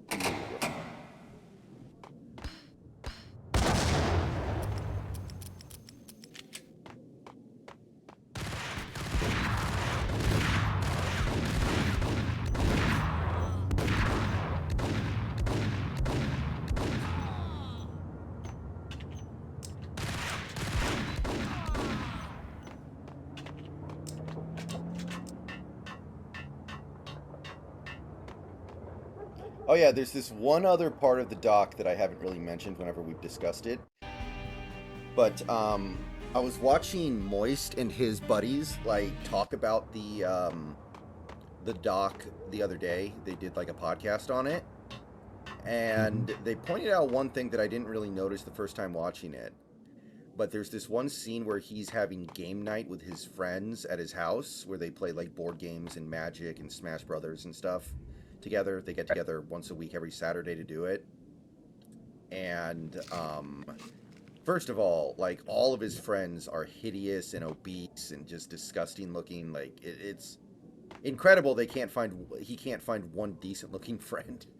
Just Right. completely off topic. But he pulls them aside and he's like, so you guys know that I've been having these game nights every Saturday for a long time, and I always buy food for everybody. I get pizza, chicken fingers, and tacos for everyone. It costs about $150 every time we do it. And he's like, I'm broke now. I can't do it anymore. And they're talking about this, and they're like, hey, we understand. It's not that big of a deal. We don't come here for the food. If you can't afford to feed us, that's fine. And then out of nowhere, he immediately after that, he goes, so when are we going to start bringing girlfriends around here? And everyone just like stares at him blankly, like, what the fuck? And Oh no. at first I thought they were two completely unrelated clips. But then Moist and his friends kind of put it together. They realized, oh, he's saying they should bring their girlfriends around. They should get girlfriends so they can come by and cook for them.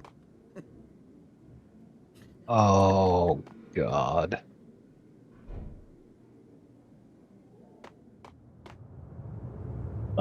And in the doc, it just out of nowhere, he's just like, okay, so when are we going to start bringing pussy around here?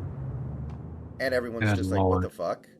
But then you put the two scenes together, and it's like, oh, he's saying we need to get some girls over here so they can cook for us.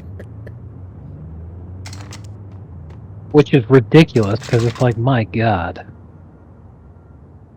Yeah, like you said, you're like, hey, a bit off topic. It's not off topic at all. You know, if those guys are all morbidly obese and hideous, like, hey, when are we gonna get some women over to feed us?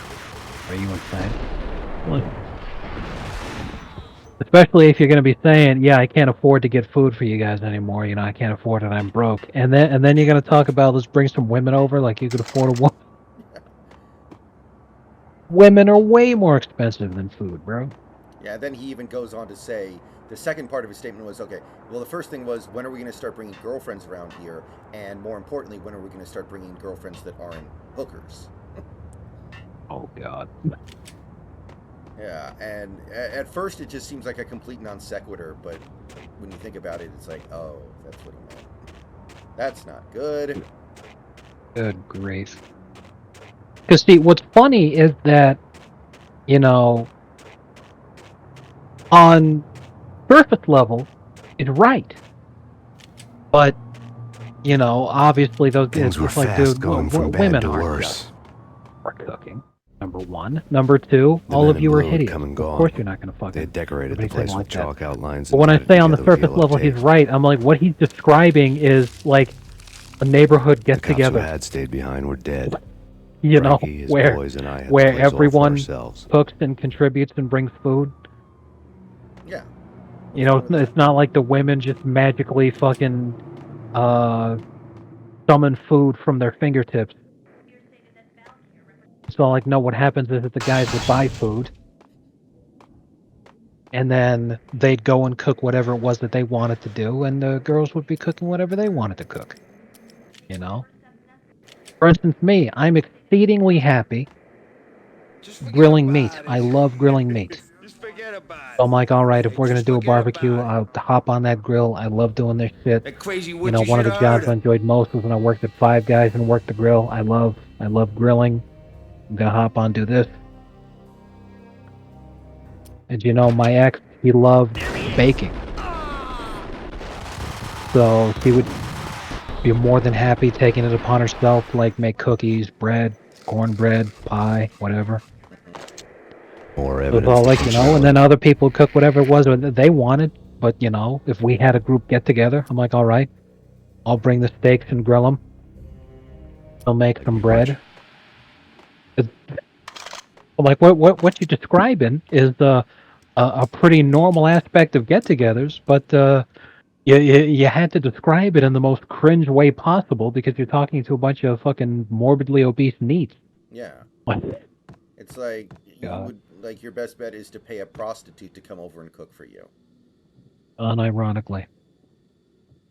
Because let me tell you, I am quite sure the average prostitute would be fucking thrilled to have to cook instead of fuck one of those fat guys.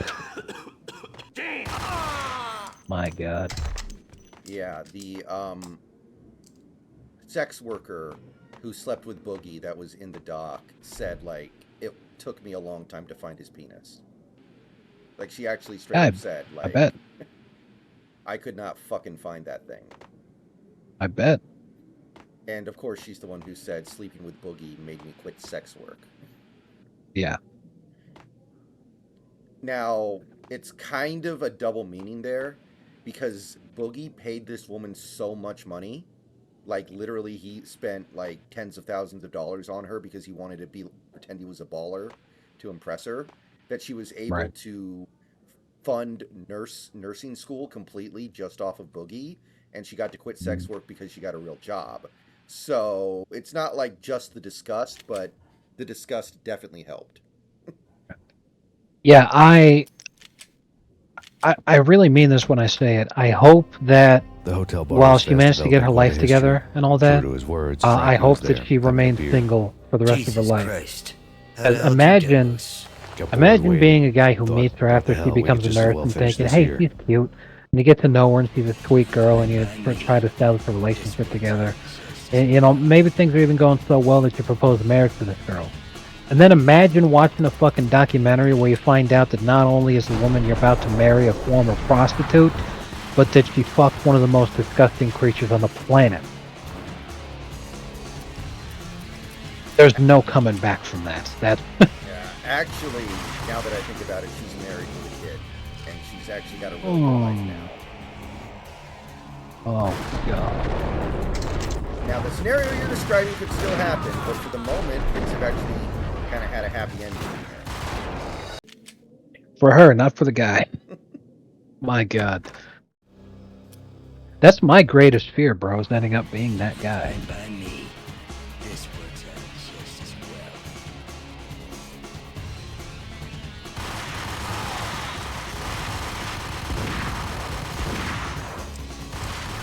I think Otani will make his decision in the next 3 days. I would love it if Otani did a LeBron style The Decision.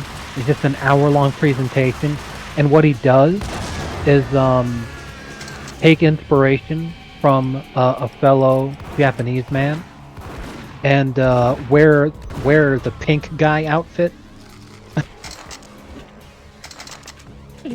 as he does his decision, and just be interviewed by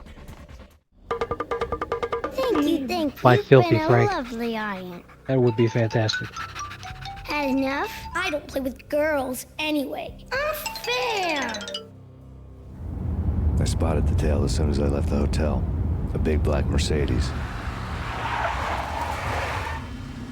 I'd seen the car before. That time it had heralded impressive explosions. Vladimir was back. Bang. You're dead, Max Payne. Oh yeah, the Russian. I might have laughed if I remembered how. What's this supposed to be? Cops and robbers? Look, you want something with me? Get in line. Peace, man. Relax. You know you are a real news item. Armed and dangerous. I am going to make you an offer you can't refuse. I've always wanted to say that. It's a bum rap. I've been framed. That's a moot point. Whatever you did or did not do, I'm sure you had good reason for doing it. Want to hear me out? I'm listening. Reaction's gonna be when Otani signs with the Yankees. Punchinello messing with V is bad for business all around. The Yankees But that's not apparently aren't all. even trying because they're There is trying this to guy, moneyball it. Boris Stein, used to pull jobs for me. He's the captain of the cargo ship Charon. Now the bastard Oh, Payne has gone God. over to the other side, Punchinello's. The Steinbrenner's ship's turning in his loaded with grave. high-res hardware, guns, my business. If Punchinello gets hold of that cargo, he's won and I have lost. And you'll have your work cut out for you. If you want to get to Punchinello, you will need heavy-duty persuaders. I am just the man to get them for you. Change the ship back under my flag, maybe pop 2 in the traitor Dime's head while you're at it. You'll get enough guns to start the apocalypse. You in or out? Let's get this show on the road. Vladimir was one of those old-time bad guys with honor and morals, which made him almost one of the good guys. None of us was a saint.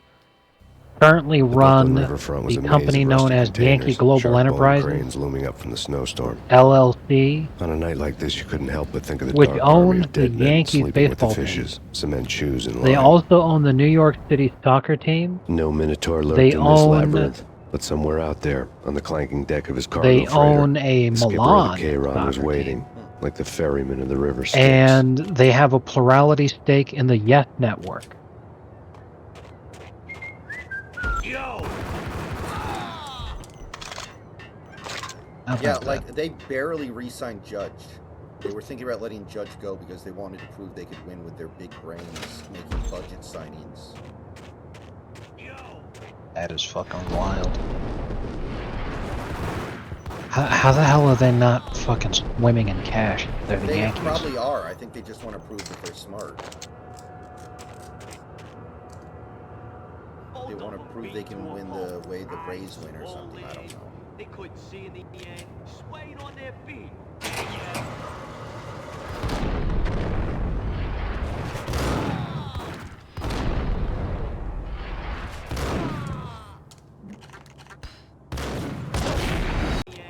Wild.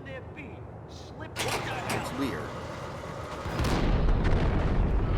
Yeah, personally, I think Shohei's gonna end up on the Padres. That's been what I've been thinking the The entire Padres will time. still go 85 and 93. Exactly. Shohei will land on the Padres just because he's trying to get that fucking bag. The Padres will, oh my god, we gotta get him. They'll offer, like, basically the farm to fucking get him. And, they'll still fuck up and underperform. I mean, that's what the Angels did with Shohei. They fucked up and underperformed. Why would anyone expect anything different? Seems smart enough to use them right. Wouldn't be able to afford them. Swaying on their feet, slipping on the blood.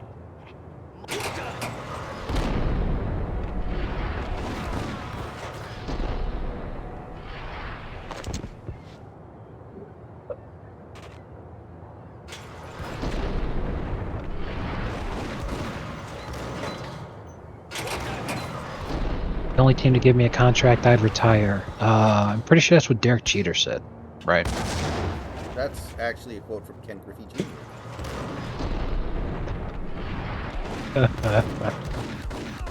Ladies and gentlemen, we got him. So you were close. Swaying on their feet, what the hell? Swaying on their feet, smoking.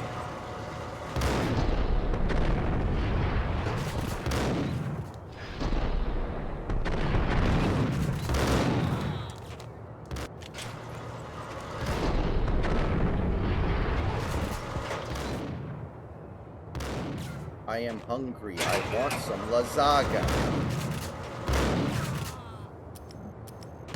Jesus.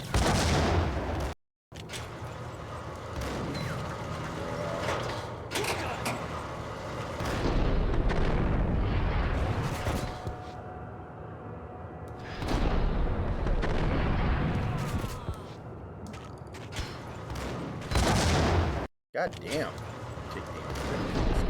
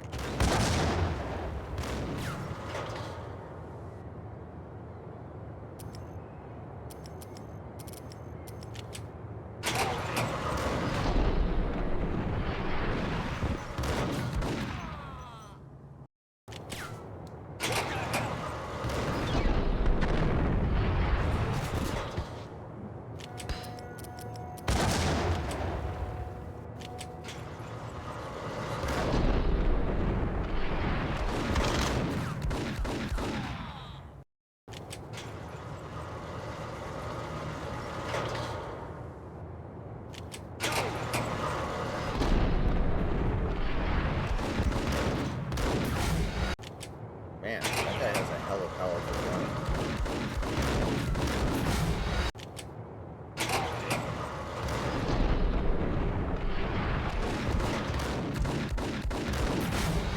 Okay, I think the key is to use the walls for cover.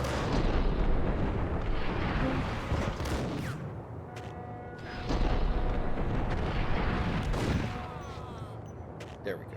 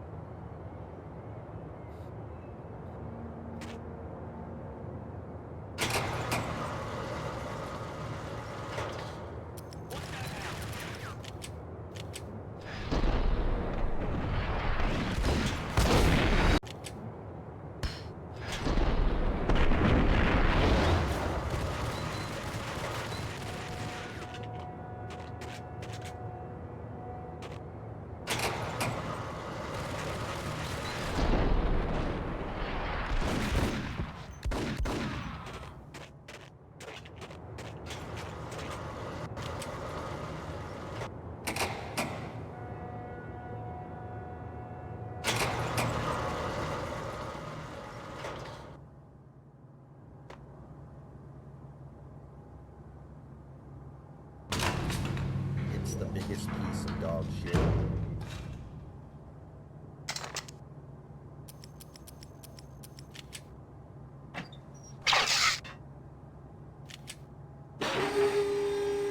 That's why he's the GOAT.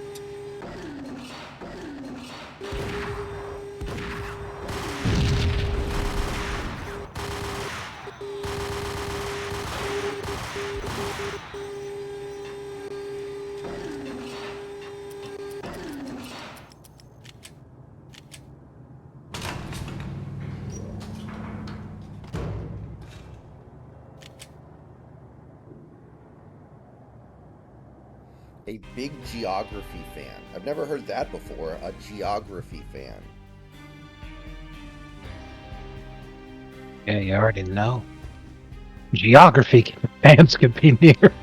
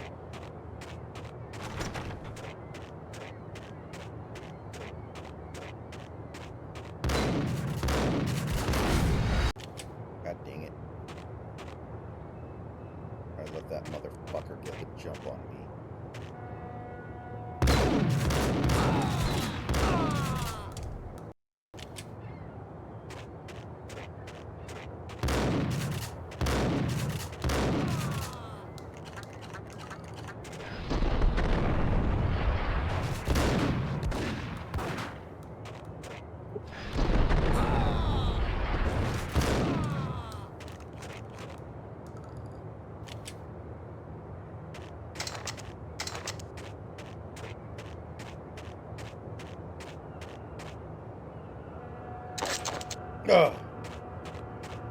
Oh, I busted some serious ass right there, man.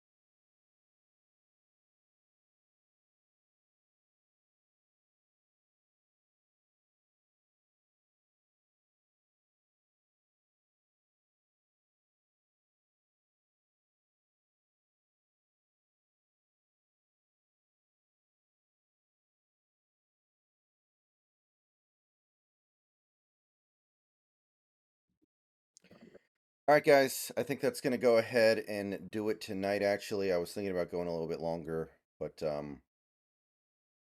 I got stuff I got to do. So thank you for coming out. We got through basically the first 35 to 40% of the game. So there's honestly a good chance we beat it tomorrow. It's a short game. So we may beat it tomorrow. But yeah, thanks for coming out.